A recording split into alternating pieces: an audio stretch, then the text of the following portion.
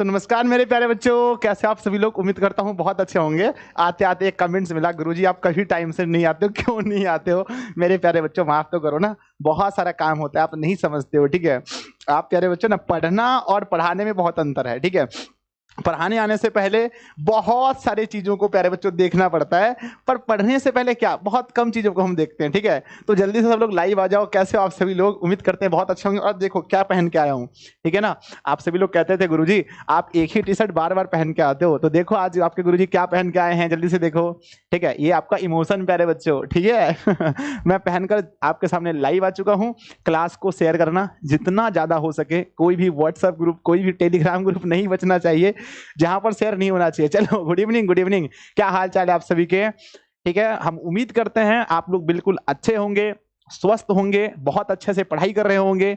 लेकिन प्यारे बच्चों, गुरुजी पता है आज दिन भर में अब 5 क्लास लेते हैं।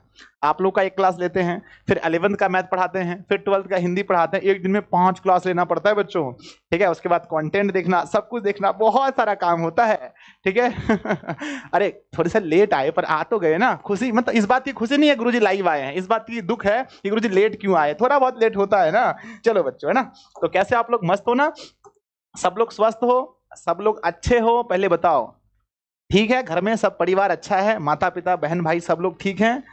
Yes sir, yes sir. सब कोई अच्छे हैं। और बच्चों कल हम नोट्स नहीं दे पाए, इसके लिए क्षमा चाहते हैं, क्योंकि थोड़ा सा जो मतलब काम था नोट्स में बाकी रह गया था। और बच्चों नोट्स ऐसा हो जो पढ़ने में बहुत आसान हो, तब मजा आता है। ठीक है, तो आज क्या क्या होने वाला जल्दी बताओ। आज प्यारे बच्चों ऑब्जेक्टिव टेस्ट होने वाला है, तो जल्दी से सब लोग पहले शेयर कर दीजिए इस क्लास को, है ना। जितने भी आपके स्टेटस हैं व्हाट्सएप पर सब लोग लगा लीजिए, टेलीग्राम पर, है ना, यहां पर भी शेयर करना कर दीजिए। ठीक है,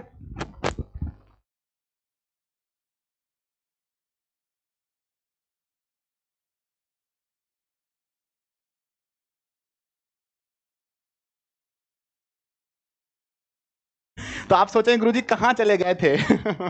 थोड़ा सा बाहर गए थे बच्चों, ठीक है ना, थोड़ा सा बाहर गए थे। सर इंग्लिश का क्लास क्यों नहीं हो रहा है। इंग्लिश का क्लास सोमवार से होगा, आपको रूटीन दे दिया जाएगा। बच्चों पता है ज्यादा क्लास हो जाएगा, कर लेंगे आप लोग इतना क्लास। हमको तो आश्चर्य लगता है, हिंदी भी रोज होना है, साइंस भी होना है, मैथ भी होना है, एसएसटी भी होना है, इतना क्लास डेली कर लोगे। ठीक है, तो प्यारे बच्चों सब लोग क्लास को खूब ज्यादा शेयर कर दीजिए। और आज प्यारे बच्चों बायोलॉजी के चैप्टर नंबर 3 का हमारा क्या होने वाला है, पार्ट 3 होने वाला है। और प्यारे बच्चों इसमें हम लोग नेफ्रॉन नहीं है, रे नेफ्रॉन नहीं है, महा टेस्ट होने वाला ऑब्जेक्टिव का। ठीक है, तो शुरू किया जाए, स्टार्ट किया जाए। चलिए आज का मोटिवेशन सुनते हैं। मोटिवेशन है बच्चों की, मुश्किल नहीं है कुछ इस दुनिया में, तू जरा हिम्मत तो कर। कहते हैं मुश्किल नहीं कुछ इस दुनिया में, तू जरा हिम्मत तो कर। ख्वाब बदलेंगे हकीकत में, तू जरा कोशिश तो कर। तो प्यारे बच्चों कोशिश करने वालों को हमेशा सफलता मिलती है। और मेरे प्यारे बच्चों आप सभी लोग कोशिश करने वाले होना, है ना। सब लोग प्यारे बच्चों कोशिश करने वाले हैं, इसलिए जीवन में हमेशा कोशिश करते रहिए, जीवन में आपको सफलता मिलेगी। तो प्यारे बच्चों जल्दी बताओ, स्टार्ट किया जाए, क्या आप तैयार हैं। बच्चों पुष्पराज की तरह आज भी आपको नहीं झुकना है, पूरे क्वेश्चन का आंसर देना है। ठीक है सूरज, सूरज ठीक है। तो मेरे प्यारे बच्चों आज भी आपको पुष्पराज की तरह नहीं झुकना है, और पूरी क्लास को बहुत शांति से, बहुत सुकून से देखना है। ठीक है, पहले क्लास को आप लोग खूब शेयर कर दीजिए प्यारे बच्चों, कम से कम 3000 प्लस बच्चे जुड़ने चाहिए, इतना कोशिश करना है आपको। ठीक है, अब जो हो जाए, कोई जरूरी थोड़ी है 3000, आप कोशिश जरूर कीजिए बच्चों। ठीक है, शेयर शेयर कर देना बच्चों, सब लोग शेयर कर देना। ठीक है, शेयर होते रहना चाहिए, रुकना नहीं चाहिए। शेयर प्यारे बच्चों कम से कम 2000 प्लस भी आएंगे तो स्टार्ट किया जाए क्लास को। यस गुरुजी, yes yes yes yes yes, चलो स्टार्ट करें। यस सर, पोल करवा दीजिए। हाँ ठीक है, मैंने पोल करवाने के लिए बोल दिया है। और पहले एक बात बताओ, क्या आप लोग चाहते हैं कि एक दिन में 5 क्लास हो, यानी बच्चों हिंदी का क्लास भी, मैथ का भी, साइंस का भी, एसएसटी का भी और इंग्लिश का भी, एक दिन में 5 क्लास आप लोग कर पाएंगे। एक दिन में 5 क्लास कर पाएंगे बच्चों। ठीक है, जल्दी बताओ, क्या एक दिन में 5 क्लास हो पाएगा।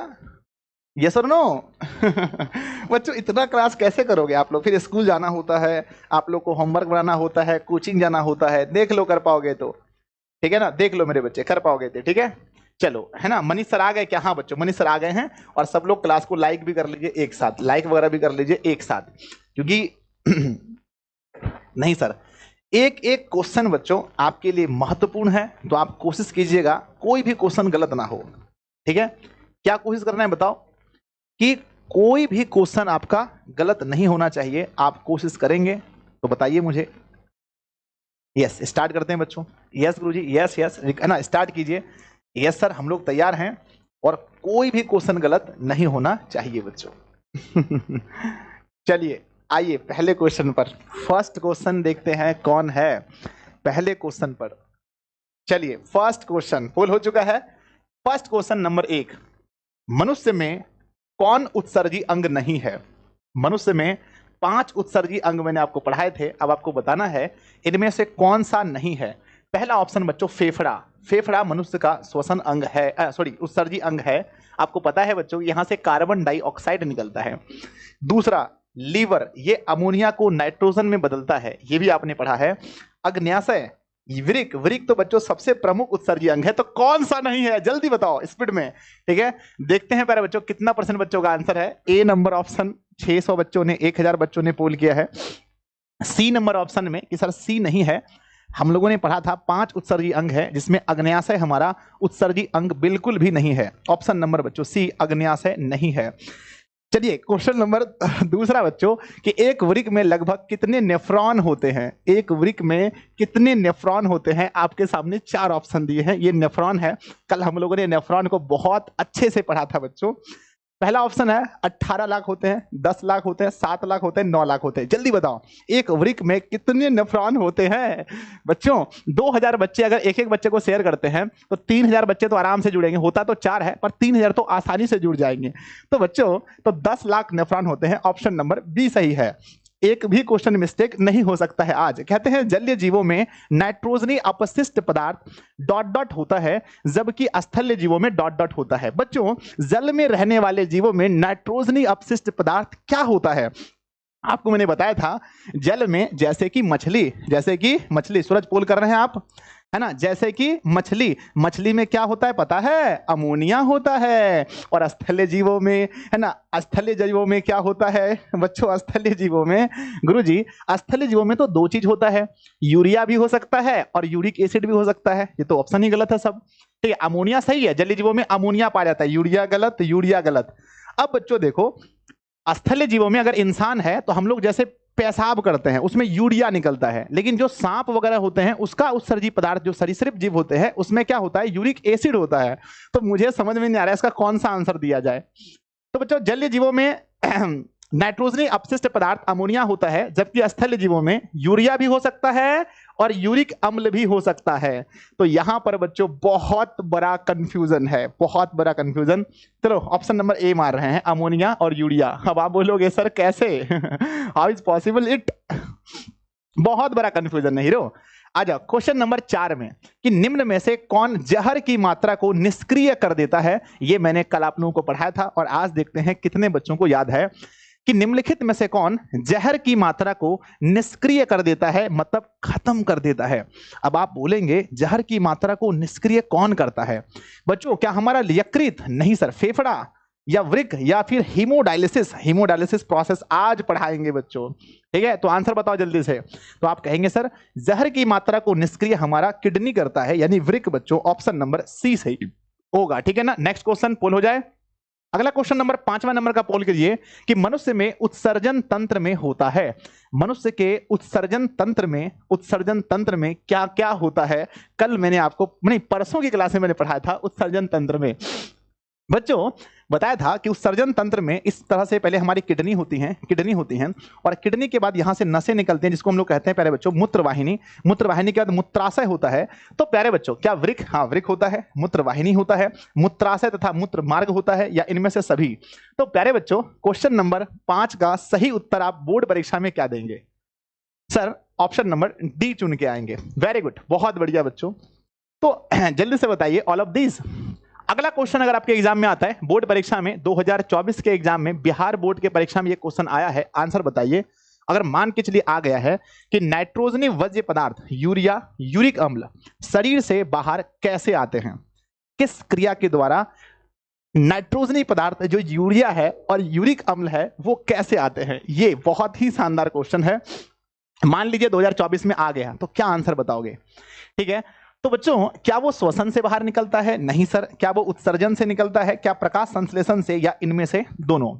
तो प्यारे बच्चों, नाइट्रोजनी अपशिष्ट पदार्थ यूरिया और यूरिक अम्ल जो है वो शरीर से उत्सर्जन के प्रोसेस से निकलता है। ऑप्शन नंबर बी सही है, उत्सर्जन के प्रोसेस से। सभी बच्चों का सही है। देखते हैं कितने % बच्चों ने सही किया है।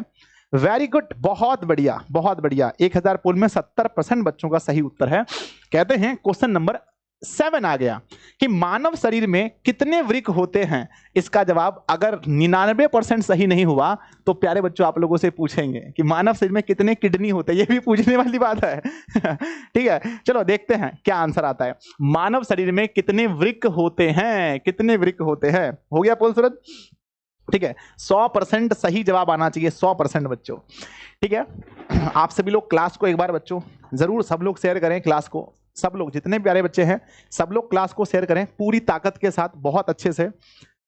सर, मानव शरीर में वृक्क की संख्या होता है 1 जोड़ा या 2 जोड़ा या सिर्फ 1 या 3? तो बच्चों 1 जोड़ा वृक्क होता है। ऑप्शन नंबर ए सही है, 1 जोड़ा बच्चों, यानी कि 2 वृक्क होते हैं। अगला क्वेश्चन नंबर आता है मूत्र में होता है। हमारा जो पेशाब है बच्चों, ये जो आप फोटो देख रहे हैं पेशाब का, इसमें क्या क्या होता है? ठीक है, ऑप्शन ए, क्या सिर्फ वाटर होता है यानी जल? क्या यूरिया होता है, या सोडियम क्लोराइड होता है, या इनमें से कोई नहीं? सॉरी, इनमें से सभी, माफ कीजिएगा। क्या क्या हमारे मूत्र में होता है? मेरे साथ सोहन कुमार है, अतुल कुमार है, छोटी कुमारी है, फैजल है, बॉबी कुमार है, सब लोग आंसर कर रहे हैं।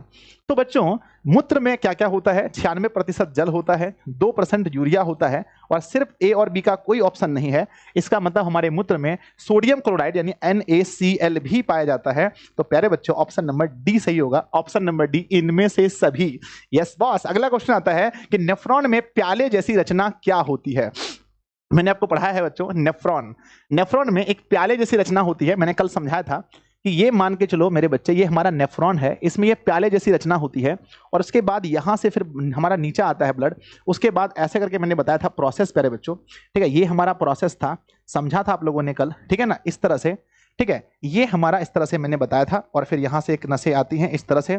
ठीक है, यहाँ पर इस प्रकार से होती हैं, और फिर सब कुछ है ना। तो प्यारे बच्चों, ये जो प्याले जैसी रचना है हम इसे क्या बोलते हैं? प्यारे जैसी रचना को हम कहते हैं बोमन संपुट। हेनले का चाप नहीं, हेनले का चाप नहीं कहते हैं। ग्लोमेरुलस तो इसमें पाया जाता है, ग्लोमेरुलस पाया जाता है। प्याले जैसी रचना को हम क्या कहते हैं? तो बोमेन संपुट कहते हैं। कल मैंने पढ़ाया था बच्चों, ऑप्शन ए बोमेन संपुट। कितने बच्चों का सही है? सबका सही है, सबका सही है, बोमेन संपुट। क्वेश्चन नंबर 10 बच्चों, कौन सी रचना बोमेन संपुट से घिरी होती है? कौन सी ऐसी रचना है जिसको बोमेन संपुट घेर कर रखती है? 10वां नंबर क्वेश्चन आने दीजिएगा जल्दी से। कौन सी रचना बोमेन संपुट से घिरी होती है? तो प्यारे बच्चों, आपको बहुत अच्छे से पता है कि इस प्रकार से रचना होती है, और इसमें इसके अंदर में क्या होता है? इसके अंदर में क्या होता है बताइए? इसके अंदर में होता है ग्लोमेरुलस। क्या होता है? ग्लोमेरुलस। मैंने कल पढ़ाया था, ग्लोमेरुलस होता है, और इसको ही घेर कर बोमेन संपुट रखता है। तो बोमेन संपुट किसको घेर कर रखता है ये बताना है आपको। तो बच्चों, क्या मूत्रवाहिनी को? नहीं सर। हेनले के चाप को? नहीं सर। ग्लोमेरुलस को? Yes sir, option number C बच्चों, ग्लोमेरुलस को, ऑप्शन नंबर सी। अगर 2024 में यहां से 10 क्वेश्चन मैंने आपको बताए, अगर 10 क्वेश्चन पूछे जाते हैं तो मेरे बच्चों आपने कितना सही किया? एक बार मुझे कमेंट बॉक्स में लिखेंगे कि 10 बटा आपका क्या उत्तर आया। ठीक है, मैं सबका नाम लेता हूं, एक बार देखता हूं 10 बटा कितना सही आया। ठीक है, गुरुजी गलत हो गया। कहां गलत हो गया? कहां पर? I am late sir. चलो ठीक है, कृतिका मेरी बच्ची 10 बटा 10 है। सचिन कह रहा है सर मैं 10 बटा 10 है। सर आप उल्टा घुमा देते हैं, क्या उल्टा घुमा दिया? ठीक है 10, अच्छा ये वाला उल्टा घुमा दिया, अच्छा ये वाला, ओहो मैं बार बार इधर घुमा देता हूं। ऐसे घूमना था ना, ऐसे घूमना चाहिए था। अच्छा घूमना चाहिए ऐसे, मैं उल्टा घुमा देता हूं। अरे कोई नहीं, वो छोटी मोटी बात है। ठीक है, फिर भी कितना आदर से कह रहे हैं सर आप उल्टा घुमा देते हैं। इतने सम्मान के लिए बच्चों बहुत बहुत धन्यवाद। आ जाओ क्वेश्चन नंबर 11। अब यहां से गलती नहीं करना है। वृक्क के अपक्रिय होने की अवस्था में क्या होता है? अपक्रिय मतलब जब हमारा किडनी काम नहीं करता है तो क्या होता है, ये आपको सोच के बताना है।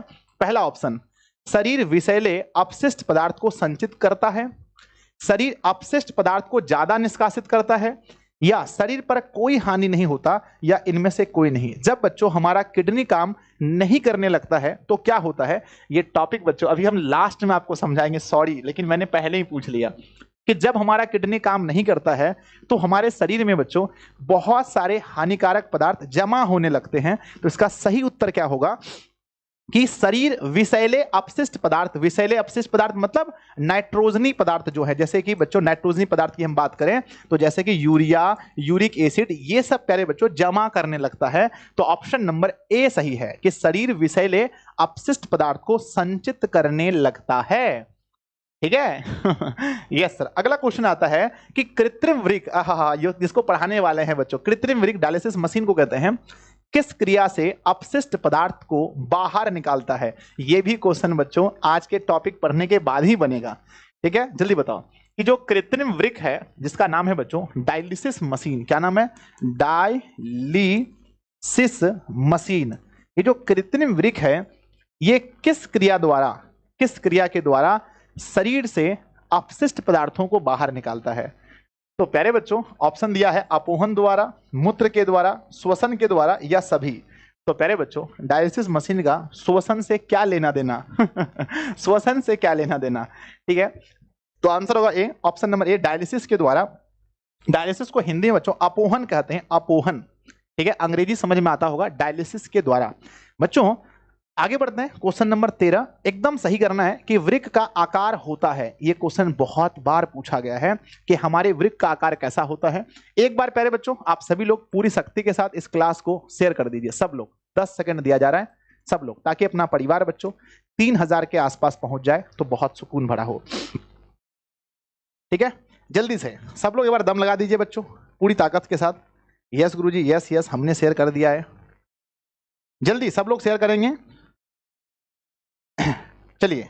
क्वेश्चन पूछा गया है कि बच्चों वृक्क का जो आकार है वो कैसा होता है? हमारे वृक्क का आकार क्या सेम के बीज के जैसा होता है, क्या त्रिकोणा होता है, आकारहीन होता है, या इनमें से कोई नहीं? तो हमारा जो किडनी है इसका आकार मैंने आपको पढ़ाया है प्यारे बच्चों, है ना? ठीक है, सेम के बीज के समान होता है। ऑप्शन नंबर ए सही है, सेम के बीज के समान होता है। ठीक है, अगले क्वेश्चन में चले, क्वेश्चन नंबर 14 पोल किया जाए। कहते हैं कि प्रोटोजोआ जो एक कोशिकीय जीव प्रोटोजोआ है अवशिष्ट पदार्थों का निष्कासन कैसे करता है? किस विधि से करता है? हमने आपको बहुत अच्छे से पढ़ाया है कि बच्चों जो प्रोटोजोआ होते हैं वो अपशिष्ट पदार्थों का निष्कासन कैसे करते हैं। अब बता दीजिए जल्दी से। ठीक है ना, तो कहते हैं कि जो प्रोटोजोआ होते हैं वो अपशिष्ट पदार्थों का निष्कासन किस क्रिया द्वारा? तो आपको पता होगा सबको, विसरण क्रिया के द्वारा करते हैं। ऑप्शन नंबर ए सही है, विसरण क्रिया के द्वारा। ठीक है, चलिए पोल करते हैं या नहीं करते हैं टाइम से? ठीक है, आगे बढ़ जाए। अगला अभी 13 आ रहा है पोल। 15 नंबर क्वेश्चन कहते हैं किस उत्सर्जी पदार्थ को बाहर निकालने में जल की आवश्यकता नहीं होती है? कौन सा ऐसा उत्सर्जी पदार्थ है जिसको निकालने में जल की आवश्यकता नहीं होती है? चलिए बच्चों फटाफट आंसर कीजिए। क्या बच्चों वो हमारा अमोनिया है, क्या वो हमारा यूरिया है, क्या वो यूरिक अम्ल है, या इनमें से सभी हैं? किस उत्सर्जी पदार्थ को बाहर निकालने के लिए जल की आवश्यकता नहीं होती है? बच्चों ये तो बहुत खतरनाक सवाल हो गया कि जल की आवश्यकता नहीं होती है। ठीक है, हमने पढ़ा है कि यूरिया बच्चों बिना जल से तो निकल नहीं सकता है। यूरिया जब भी निकलेगा तो ये वाटर के साथ ही निकलेगा, क्योंकि ये पेशाब में निकल देगा।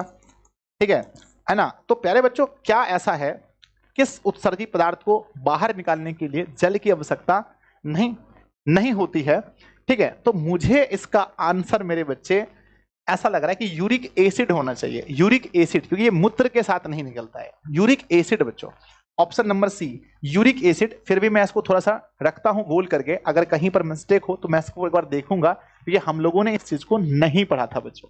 ठीक है, क्वेश्चन नंबर 16 आता है कि कृत्रिम वृक्क जो होता है, जो बनाया हुआ किडनी होता है, किन अपशिष्ट उत्पादकों को रुधिर से मतलब ब्लड से डायलिसिस के द्वारा अलग करता है? कृत्रिम वृक्क के बारे में हम लोग पढ़ेंगे आज कि बच्चों किन अपशिष्ट उत्पादकों को शरीर से डायलिसिस द्वारा बाहर करता है, यानी अपोहन विधि द्वारा पृथक करता है। क्वेश्चन नंबर 16 का ऑप्शन आपके सामने है, जल्दी से आप लोग आंसर करेंगे बिल्कुल सही उत्तर। कृत्रिम वृक्क किन अपशिष्ट उत्पादकों को रुधिर से अपोहन द्वारा पृथक करता है? कृत्रिम वृक्क के बारे में आप पढ़ेंगे बच्चों, वहां आप देखेंगे कि नाइट्रोजन को, कार्बन डाइऑक्साइड को, ऑक्सीजन को या सभी को, तो मेरे बच्चे नाइट्रोजन को बाहर करता है। ऑप्शन नंबर ए सही है, नाइट्रोजन को बाहर करता है, और नाइट्रोजन को ही बाहर किडनी भी करता है, तो ये भी करेगा। अगला क्वेश्चन नंबर 17 है कि मानव में डायलिसिस थैली है बच्चों, मानव में किसको डायलिसिस थैली कहा जाता है? ये बहुत शानदार क्वेश्चन है कि मानव में डायलिसिस थैली है। क्या है डायलिसिस थैली? पहला ऑप्शन बच्चों, क्या नेफ्रॉन को डायलिसिस थैली कहते हैं? न्यूरॉन को। न्यूरॉन बच्चों सबसे पहले ये हमारे मस्तिष्क में होता है, तो इसको डायलिसिस से कोई मतलब ही नहीं है। माइटोकॉन्ड्रिया बच्चों हमारे कोशिका में होता है, जिसको हम लोग कोशिका का पावर हाउस कहते हैं, कोशिका का पावर हाउस कहते हैं, तो इसको भी वहां से कोई मतलब नहीं है। तो बच्चों आंसर बताइए कि मानव में डायलिसिस थैली है बच्चों, किसको कहा जाता है डायलिसिस थैली? एक बार हम पोल देख लें। हाँ, बहुत अच्छा पोल हो रहा है, टाइम से पोल हो रहा है। 82% बच्चों का सही उत्तर है कि नेफ्रॉन को कहा जाता है, नेफ्रॉन को। ऑप्शन ए सही है। आगे बढ़ जाए। आज लगता है बच्चों सबका परफेक्ट आंसर आ रहा है। क्वेश्चन बन रहा है कि नहीं बताओ, एक बार यस और नो कर दो सब लोग। क्वेश्चन बन रहा है ना? और बहुत दिनों से बच्चों आप लोग के जिले का भी नाम मैं नहीं सुना हूं। एक बार आप सभी लोग अपने अपने जिले का नाम कमेंट करेंगे, मैं देखूं ज्यादा बच्चे कहां से हैं। ठीक है, देखते हैं सबसे अधिक बच्चे किस जिले से हैं। एक बार बच्चों सब लोग जयकारा लगा दीजिए अपने अपने जिले का, जरा देखा जाए सबसे अधिक बच्चे कहां से हैं। ठीक है, आना स्टार्ट हो चुका है बच्चों का जवाब। सर सबसे अधिक मुंगेर जिला, वाह वाह क्या बात है। जहानाबाद कैसे हो जी? लखीसराय। बहुत जल्दी आना पड़ेगा मेरे बच्चे आप लोग की तरफ। ठीक है, गया जिला से हैं सर, बहुत दूर है गया। एक बार हम लोग गए, उसके पास से गुजर करके आ गए बच्चों, गया से बहुत दूर पड़ता है। नालंदा सर। अच्छा ठीक है, एग्जाम के बाद आते हैं एक बार, बहुत अच्छे से घूमते हैं आप लोग के यहाँ। सबके यहाँ चाय पीते हैं बच्चों। ठीक है, सबके यहाँ चाय पिया जाए। यस, रोहतास जिला। देखिए रतन जी कहाँ कहाँ से हैं। मोतिहारी, सिवान, रोहतास, दरभंगा, कोई ऐसा जिला नहीं है। अरे कोई कटिहार वाले भी है तो कमेंट बॉक्स में लिखे। आ जाओ, चलो पढ़ते हैं बाद में। भागलपुर, ठीक है, चलो स्टार्ट करें। आ जाओ मेरे बच्चे, क्वेश्चन नंबर 18 आता है कि टेनिन मुख्यतः कहां जमा होता है? बच्चों मैंने बताया था कि टेनिन कहां जमा होता है, तो मैंने बोला था, कल एक ट्रिक बताया था, बहुत बच्चों को याद होगा। मैंने कल एक ट्रिक बताया था, बताओ उस ट्रिक को याद कीजिए कि टेनिन बच्चों किसको किसको टच करने से टन टन बोलता है। कल मैंने ट्रिक बताया था कि मेरे भाई अगर हम छाल को प्यारे बच्चों ऐसे ऐसे ठोकते हैं तो आवाज टन टन निकलता है। इसका मतलब यह हुआ कि टेनिन बच्चों वृक्ष के छाल में पाया जाता है, वृक्ष के छाल में। और पूछा जाए गोंद और रेजिन कहां पाया जाता है, तो बच्चों गोंद और रेजिन जो होता है ये पुराने जाइलम में पाया जाता है। ये आपको बहुत अच्छे से पता है कि ये पुराने जाइलम में पाया जाता है। अगला हमारा क्वेश्चन है कि बबूल के पौधों में मुख्यतः कौन सा उत्सर्जी पदार्थ निकलता है? ये मैंने आपको पढ़ाया है कि बबूल के पौधे में मुख्यतः कौन सा उत्सर्जी पदार्थ निकलता है। तो बच्चों बबूल के पौधे में मैंने बताया था कि गोंद निकलता है बबूल के पौधे में। और प्यारे बच्चों बहुत सारे ऐसे हैं जो कि दूध के जैसा जो पदार्थ निकलता है, जो दूध के जैसा गाढ़ा और दूध है ना, गाढ़ा और दूध के जैसा जो पदार्थ निकलता है उसको क्या बोलते हैं? कमेंट बॉक्स में छापिएगा कि गाढ़ा और दूध के जैसा जो निकलता है वो क्या होता है। बच्चों चीड़ के पौधे में क्या पाया जाता है ना, चीड़ के पौधे में क्या पाया जाता है ये भी कमेंट बॉक्स में लिखिएगा। चीड़ के पौधे में रेजिन पाया जाता है ना, रेजिन बच्चों चीड़ के पौधे में होता है। अगला क्वेश्चन नंबर आता है 20वां नंबर क्वेश्चन कि हीमोडायलिसिस में होता है। बच्चों आज मैं आपको बताऊंगा what is process of haemodialysis. तो हीमोडायलिसिस के बारे में आपको बताऊंगा, एक मतलब मशीन बना करके।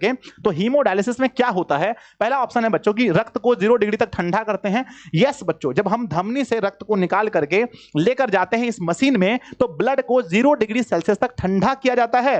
दूसरा ऑप्शन बच्चों डायलाइजर आंशिक पारगम्य है ना, सेलोफेन का बना होता है। बिल्कुल सही है। रक्त में बच्चों परिस्कंदन मिलाते हैं, यह भी बिल्कुल सही है। हम लोग आगे समझेंगे बच्चों इस पूरे प्रोसेस को। तो option number D is right answer of this question, option number D बच्चों, ठीक है ना।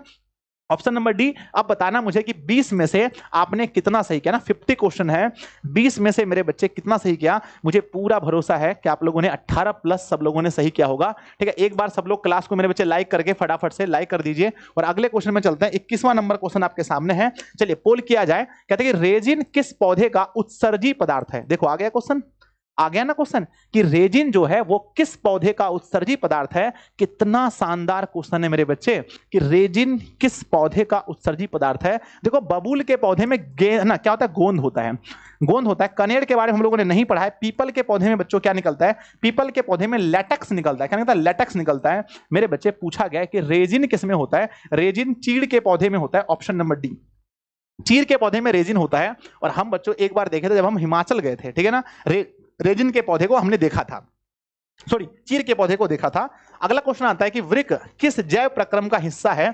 बच्चों जैव प्रक्रम हमारा पूरा खत्म होने वाला है। पोषण जैव प्रक्रम के अंदर आता है, पोषण आता है प्यारे बच्चों, उसके बाद श्वसन आता है, परिवहन आता है, उत्सर्जन आता है। अगर आपसे पूछा जाए कि वृक्क किस जैव प्रक्रम का हिस्सा है तो मेरे बच्चे वृक्क जो है हमारे किसके उत्सर्जन का हिस्सा है। अगर आपसे यह पूछा जाए कि हमारा जो फेफड़ा है, सॉरी हमारा जो बच्चों अमाशय किसका हिस्सा है, अमाशय किसका हिस्सा है, तो ये बच्चों पोषण में काम आता है, तो ये पोषण का हिस्सा है। अगर आपसे पूछा जाए कि फेफड़ा किसका हिस्सा है तो फेफड़ा बच्चों श्वसन में काम आता है, तो ये श्वसन का हिस्सा है। और आपसे पूछा जाए बच्चों हमारा हृदय किसका हिस्सा है तो हृदय के बारे में आप लोग कमेंट बॉक्स में लिखना कि हृदय अगर पूछा जाए एग्जाम में किसका हिस्सा है तो कहना बच्चों हमारा हृदय जो है ये हमारे परिवहन का हिस्सा है, परिवहन का हिस्सा है। अगला क्वेश्चन सामने आता है, पौधों में अपशिष्ट पदार्थ कहां संचित रहते हैं। पौधों में अपशिष्ट पदार्थ जैसे मान के चलो गोंद है, लेटेक्स है ना, जैसे बच्चों रेजिन है, ये सब कहां संचित रहते हैं। ऑप्शन है अंतः काष्ठ में भी रह सकते हैं, दूसरा पत्तियों में भी रहते हैं,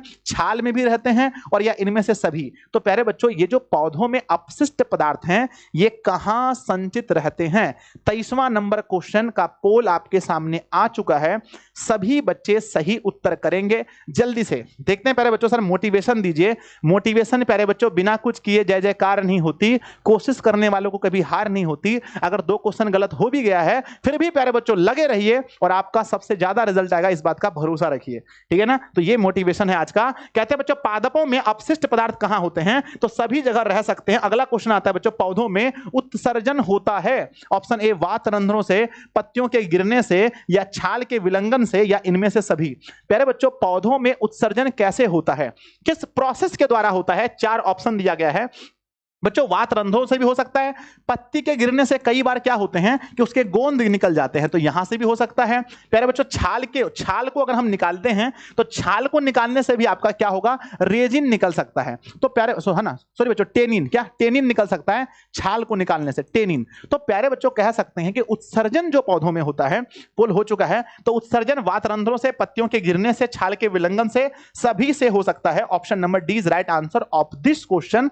25वें नंबर क्वेश्चन में निम्न में से कौन वृक्क की रचनात्मक एवं क्रियात्मक इकाई है। बहुत इंपॉर्टेंट क्वेश्चन है कि बच्चों वृक्क की रचनात्मक और क्रियात्मक इकाई कौन सी है। जल्दी से पोल किया जाए और इसमें 100% बच्चों का सही जवाब आना चाहिए। मेरे बच्चों ध्यान दीजिएगा, रचनात्मक और क्रियात्मक इकाई आपको 3 जगह पूछा जाता है। पहला बच्चों कोशिका की रचनात्मक और क्रियात्मक इकाई को हम लोग क्या बोलते हैं, माफ कीजिएगा, कहते हैं बच्चों शरीर की, हमारे शरीर की रचनात्मक और क्रियात्मक इकाई क्या है तो शरीर की है बच्चों कोशिका। क्या है, कोशिका शरीर की है। अगर आपसे पूछा जाए कि हमारे मस्तिष्क की रचनात्मक और क्रियात्मक इकाई क्या है तो मस्तिष्क का है बच्चों न्यूरॉन। क्या है, न्यूरॉन। और आपसे पूछा जाए कि हमारे बच्चों आपसे पूछा जाए कि हमारे वृक्क की रचनात्मक रत्न क्या है तो बच्चों हमें से नेफ्रॉन कहते हैं। क्या बोलते हैं, नेफ्रॉन कहते हैं, नेफ्रॉन बच्चों, ठीक है ना। तो ऑप्शन नंबर क्या होगा, नेफ्रॉन। ऑप्शन नंबर बी ए है ना बच्चों। अगर आपसे पूछा जाए कि नेफ्रॉन, एक वृक्क में कितने नेफ्रॉन होते हैं, कितने नेफ्रॉन होते हैं, तो कहते हैं गुरुजी कि मेरे एक वृक्क में 10 लाख नेफ्रॉन होते हैं, 10 लाख नेफ्रॉन होते हैं। इसको याद रखिएगा बहुत अच्छे से। अगला क्वेश्चन आता है 26 की मानव का प्रमुख उत्सर्जी अंग निम्नलिखित में से कौन सा है। सबसे मेन उत्सर्जी अंग क्या है, 5 उत्सर्जी अंग हैं बच्चों। त्वचा है, हमारा फेफड़ा है, बड़ी आंत है, उसके बाद यकृत है, उसके बाद बच्चों वृक्क हैं। 5 उत्सर्जी अंग हैं, पर उसमें सबसे फेमस कौन है, सबसे ज्यादा इंपॉर्टेंट हमारे लिए क्या है तो बच्चों कहते हैं कि वृक्क। वृक्क उत्सर्जी अंग सबसे फेमस है बच्चों। हमारे शरीर की सबसे, अगर आपसे पूछा जाए कि हमारे शरीर की सबसे बड़ी ग्रंथि क्या है, सबसे बड़ी ग्रंथि क्या है, सबसे बड़ी ग्रंथि पूछा जाए तो हमारे शरीर की सबसे बड़ी ग्रंथि प्यारे बच्चों लिखिए कमेंट बॉक्स में। हमारे शरीर का सबसे संवेदनशील है ना, सबसे संवेदनशील अंग कौन सा है ये भी कमेंट बॉक्स में लिखिएगा। और लिखिएगा बच्चों हमारी कितनी ज्ञान इंद्रियां हैं, हमारी कितनी ज्ञान इंद्रियां हैं ये भी कमेंट बॉक्स में लिखिएगा। तो कहते हैं बच्चों की शरीर शरीर की सबसे बड़ी ग्रंथि यकृत को माना जाता है। यकृत बच्चों, लीवर सबसे बड़ी ग्रंथि है और संवेदनशील अंग सबसे ज्यादा हमारा कौन है? आंख बच्चों, सबसे ज्यादा संवेदनशील अंग है। और कहते हैं बच्चों कि हमारी ज्ञानेंद्रियां कितनी है? 5 ज्ञानेंद्रियां हैं, उसमें आंख सबसे प्रमुख बच्चों संवेदनशील ज्ञानेंद्रियां हैं। इस चीज का आपको पता होना चाहिए। चलिए क्वेश्चन नंबर चलते हैं 27 में। क्वेश्चन है बच्चों की सजीव जीवधारियों द्वारा किस प्रकार के नाइट्रोजनी पदार्थ यानी कचरा का उत्सर्जन होता है? सजीव पूछा है, यहां से ये नहीं बोला है कि मानव, यहां से ये नहीं बोला है बच्चों कि मानव है कि जलीय जीव हैं, यहां बस आपको ये बोला गया है कि सजीव हैं। क्या है बच्चों? सिर्फ ये बोला गया है कि सजीव हैं। क्वेश्चन आपसे पूछा गया है कि सजीव जीवधारियों द्वारा किस प्रकार की नाइट्रोजनी पदार्थ का उत्सर्जन होता है? तो बच्चों मानव भी सजीव है, ध्यान रखना कि मानव भी सजीव है, लेकिन मानव बच्चों यूरिया को निकालते हैं। बात करते हैं बच्चों जितने भी सरीसृप जीव हैं, पक्षी और सरीसृप जीव हैं, ये सभी प्यारे बच्चों ये है ना, ये सभी यूरिक एसिड निकालते हैं, जितने भी जलीय जीव हैं ये सभी प्यारे बच्चों अमोनिया को निकालते हैं। क्वेश्चन हमसे ये पूछा गया है कि सजीव जीवधारियों द्वारा किस प्रकार की नाइट्रोजनी पदार्थ का उत्सर्जन होता है? तो बच्चों सभी ऑप्शन में आ जाएंगे, है ना, चाहे वो अमोनिया हो, चाहे वो यूरिक अम्ल हो, चाहे वो यूरिया हो, या इनमें से सभी। तो ऑप्शन नंबर डी बच्चों, इनमें से सभी right answer of this question. Question number 28 आपके सामने कि पौधों में उत्सर्जी पदार्थ है। अब ये नहीं पूछा है किसी एक पौधे में, यहां पर यह पूछा है कि पौधों में उत्सर्जी पदार्थ है, चाहे वो कोई भी पौधा हो। बच्चों जैसे आपको है ना अच्छे से पता है, अगर पौधा बबूल का है तो उसमें बच्चों हमें गोंद मिलेगा। अगर पौधा हमारा पीपल का है तो उसमें हमें लैटेक्स मिलेगा, लैटेक्स। अगर पौधा बच्चों चीड़ का है, किसका है? चीड़ का। अगर पौधा चीड़ का है तो हमें रेजिन मिलेगा। अगर पौधा बच्चों है ना, तो इसलिए कहते हैं ना कि यहां पौधों में पूछा है तो ऑप्शन बच्चों गोंद भी हो सकता है, वो टेनिन भी हो सकता है, रेजिन भी हो सकता है, या फिर इनमें से सभी। तो सभी हो सकते हैं, option number D. Next question आपके सामने आता है 29 नंबर। मनुष्य में वृक्क निम्नलिखित में से किससे संबंधित है? ये दोबारा क्वेश्चन है, और दोबारा क्वेश्चन देखते ही प्यारे बच्चों आपको 100% सही करना है। और देखते हैं, इसका पोल होने दीजिए रतन जी, देखते हैं पूरा आंसर आना चाहिए। सर ये सब क्वेश्चन कहां से उठाकर लाते हैं? ठीक है, कैसा लग रहा है आपको? क्वेश्चन कैसा लग रहा है पहले ये बताओ, क्वेश्चन कैसा लग रहा है? एक बार बताना मेरे बच्चे, क्वेश्चन कैसा लग रहा है? कहते हैं गुरुजी कहां से उठाकर लाते हैं? आने दीजिएगा पोल, कम से कम मेरे बच्चे पोल होना चाहिए। एक बच्चा पूछ रहा है गुरुजी कहां से क्वेश्चन उठाकर लाते हैं? अरे अजीब हाल है, कहां से लाते हैं? ठीक है, जल्दी से होने दीजिएगा आंसर। ठीक है, मस्त है गुरुजी, मस्त क्वेश्चन है, गजब का क्वेश्चन है। अच्छा नहीं लगता आप लोगों को? जब रिवाइज करेंगे ना, पहले एक बार पढ़ लीजिए अच्छे से, ठीक है, चैप्टर वाइज बच्चों अच्छे से पढ़ लीजिए, उसके बाद देखना कितना मजा आने वाला है जब हम लेके आएंगे रामबाण, जब लेके आएंगे तांडव, जब लेके आएंगे अंतिम प्रहार, तब आपको पता चलेगा सर मजा आ गया सर एकदम। ठीक है, इसका आंसर मेरे बच्चे कम से कम 1500 बच्चे दीजिए, क्योंकि 2500 बच्चे लाइव हैं तो 1500 बच्चे तो देंगे ही। चलो 1500 से ज्यादा आंसर आ गया। सबका आंसर है गुरुजी कि मनुष्य में वृक्क जो है वो संबंधित है किससे? तो वो हमारे उत्सर्जन से संबंधित है। ऑप्शन नंबर डी सही है। क्वेश्चन नंबर 30 आपके सामने है कि बच्चों यूरिया का निर्माण होता है। बहुत ही शानदार क्वेश्चन है और यहां बच्चे गलती जरूर करेंगे। ठीक है, ऑप्शन है कि किडनी में यूरिया का निर्माण होता है, यकृत में, अमाशय में, या अग्न्याशय में। बच्चों किडनी यूरिया का निर्माण कैसे कर लेगा? आपको पता है किडनी का 2 ही काम है। एक काम है किडनी का रक्त को छानना, ठीक है, और दूसरा काम है मूत्र का निर्माण करना, यूरिया का निर्माण नहीं। प्यारे बच्चे आपको पता है कि यकृत जो लीवर है हमारा, जो प्यारे बच्चों लीवर है हमारा, इसका काम क्या है? इसका काम है अमोनिया को, किसको? अमोनिया को कन्वर्ट करना यूरिया में। तो प्यारे बच्चों अमोनिया क्या है कि कम जटिल है लेकिन ज्यादा हानिकारक है। यूरिया बच्चों ज्यादा जटिल है, कम हानिकारक है। तो यूरिया में कन्वर्ट करने का काम किसका है? देखिएगा, मुझे लगता है ज्यादा आंसर यहाँ गलत आए होंगे। लगभग 1500 बच्चों ने जवाब दिया है किडनी कह रहे हैं, एक 40% बच्चे किडनी कह रहे हैं, जो कि गलत है। किडनी यूरिया का निर्माण नहीं करता है ना, लीवर करता है बच्चों, लीवर। ठीक है, वेरी गुड। ऑप्शन नंबर क्या होगा? लीवर, यानी ऑप्शन नंबर बी यकृत, जिसको हिंदी में बोलते हैं। अगला, अमोनिया का यूरिया में परिवर्तन शरीर में कहां होता है? आ गया वही क्वेश्चन, आ गया ना मुंह उठाकर, सेम टू सेम वही क्वेश्चन। अब देखो, फील करो चीज को कि अमोनिया को यूरिया में परिवर्तन शरीर के कहां होता है, किस हिस्से में होता है? मेरे बच्चे 4 ऑप्शन दिए गए हैं। अमोनिया को यूरिया में कौन कन्वर्ट करता है? तो मैं कहूंगा बच्चों आपको पता होना चाहिए, हमारा जो यकृत है, हमारा जो लीवर है, इसी का काम है बच्चों कि अमोनिया NH3 को बच्चों बदलना है ना, किसमें? NH2 है ना, CONH2 में, इसमें कन्वर्ट करने का काम है बच्चों। तो ऑप्शन नंबर हुआ किसका? ए नंबर ऑप्शन, यकृत का। ठीक है ना, हो गया था पोल? चलिए बहुत बढ़िया बहुत बढ़िया। जवाब भी लगभग 1500 बच्चों का सही जवाब आ गया है। यस यस यस, इस बार गलती नहीं कर रहे हैं, 70% बच्चे सही दे रहे हैं। ठीक है, तो ऐसे पढ़ते रहिए, ऐसे आंसर करते रहिए, ठीक है ना। आगे चलो तमाशा देखने। कहते हैं मछलियों में उत्सर्जी पदार्थ क्या है? मछलियों में उत्सर्जी पदार्थ क्या है? आपके सामने 4 ऑप्शन बहुत सटीक सटीक दिए गए हैं। मछली में सर देखो अमोनिया, मैंने पढ़ा था यूरिया बच्चों, ये होता है किसमें? स्तनधारी जीव में। जितने भी स्तनधारी जीव हैं, ऐसा नहीं कि सिर्फ महिला पुरुष भी स्तनधारी जीव हैं। यूरिक एसिड बच्चों पक्षी में, पक्षी या बच्चों कह सकते हैं सरीसृप जीव में ये पाया जाता है ना। एमिनो अम्ल के बारे में कहीं चर्चा ही नहीं है। तो बच्चों मछलियों में होता है अमोनिया, मछलियों में अमोनिया होता है। ऑप्शन नंबर ए सही होगा, ऑप्शन नंबर ए। और मुझे पूरा भरोसा है आप लोगों पर, लगभग सही उत्तर किए होंगे सब लोग। वाह वेरी गुड, 80% सही आंसर, लगभग 70। ठीक है इतना फास्ट आंसर होता है, बहुत फास्ट आंसर होता है ठीक है, आगे बढ़े, जल्दी बताइए, जल्दी बताओ सर जी पटना आ जाइए जल्दी से। अरे भाई साहब क्या करने आ जाए, बताओ नेक्स्ट। निम्नलिखित में से कौन एमिनो अम्ल के विखंडन से बनता है? एमिनो अम्ल के विखंडन से क्या बनता है? ये आपके थॉट प्रोसेस पर, ये आपके दिमाग से बनने वाला क्वेश्चन है। तो मेरे बच्चे जल्दी से आप लगाइए अपना दिमाग और बताइए इसका सही उत्तर क्या होगा। ठीक है, बिल्कुल दिमाग लगा करके आपको बताना सही उत्तर क्या होगा कि निम्नलिखित में से कौन एमिनो अम्ल के विखंडन से बनता है? क्या वो CO2 है, क्या वो CO है, या अमोनिया है, या क और ख दोनों है?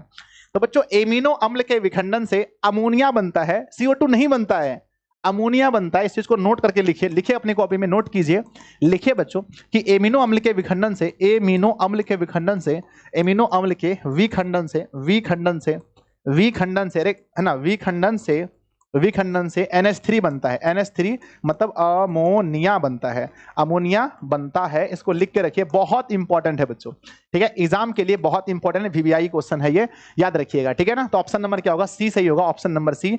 नेक्स्ट क्वेश्चन आता है कि अगर किसी कारण से किसी मनुष्य का एक किडनी, एक वृक्क मतलब एक किडनी काम करना बंद कर दे तो उसका क्या परिणाम होगा? वाह, एक किडनी काम करना बंद कर दे तो क्या होगा? सोचो जरा सोचो। ठीक है, एक पीढ़ी है ना, एक किडनी अगर काम करना बंद कर दे तो क्या होगा? सर क्या बात कर रहे हो? हाँ, पहला ऑप्शन है उत्सर्जन बंद हो जाएगा। नहीं सर, अगर ऐसा होता तो लालू यादव की बेटी ने अपने पिता को एक किडनी दिया है तो उसका उत्सर्जन बंद हो जाता। दूसरा ऑप्शन, दूसरे वृक्क से उत्सर्जन होगा। Very good. तीसरा ऑप्शन, मनुष्य की तुरंत मृत्यु हो जाएगी, या इनमें से कोई नहीं, या इनमें से कोई नहीं।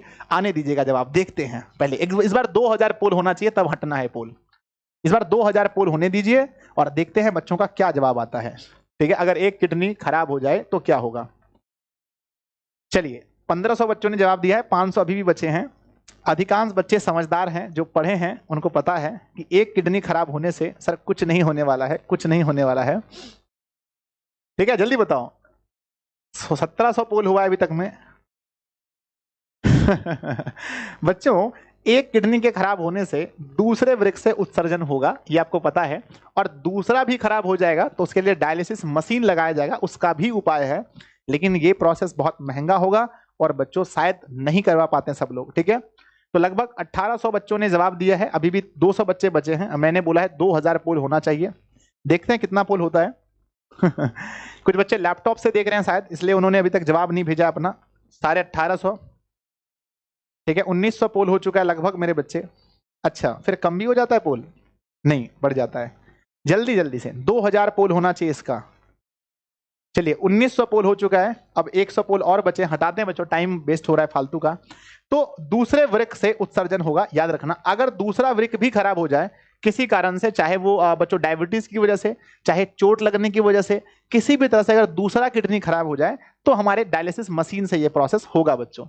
ठीक है ना आ जाओ, नेक्स्ट क्वेश्चन नंबर आता है 35 कि वृक्क किस जैव प्रक्रम का हिस्सा है? ये तो मुझे लगता है कि लगभग कोई बच्चा सिर्फ गलती से जहां तहां मत टीपना, सबका सही जवाब आएगा। ठीक है, थोड़ा धैर्य रखना, थोड़ा धैर्य रखना, सबका एकदम मस्त जवाब आने वाला है, बहुत तगड़ा वाला, बहुत तगड़ा वाला जवाब आने वाला है। थोड़ा सा धैर्य रखना तू जरा सब्र तो कर, मिलेंगे तुझे मेहनत के फल, तू जरा सब्र तो कर। कहते हैं कि वृक्क किस जैव प्रक्रम का हिस्सा है?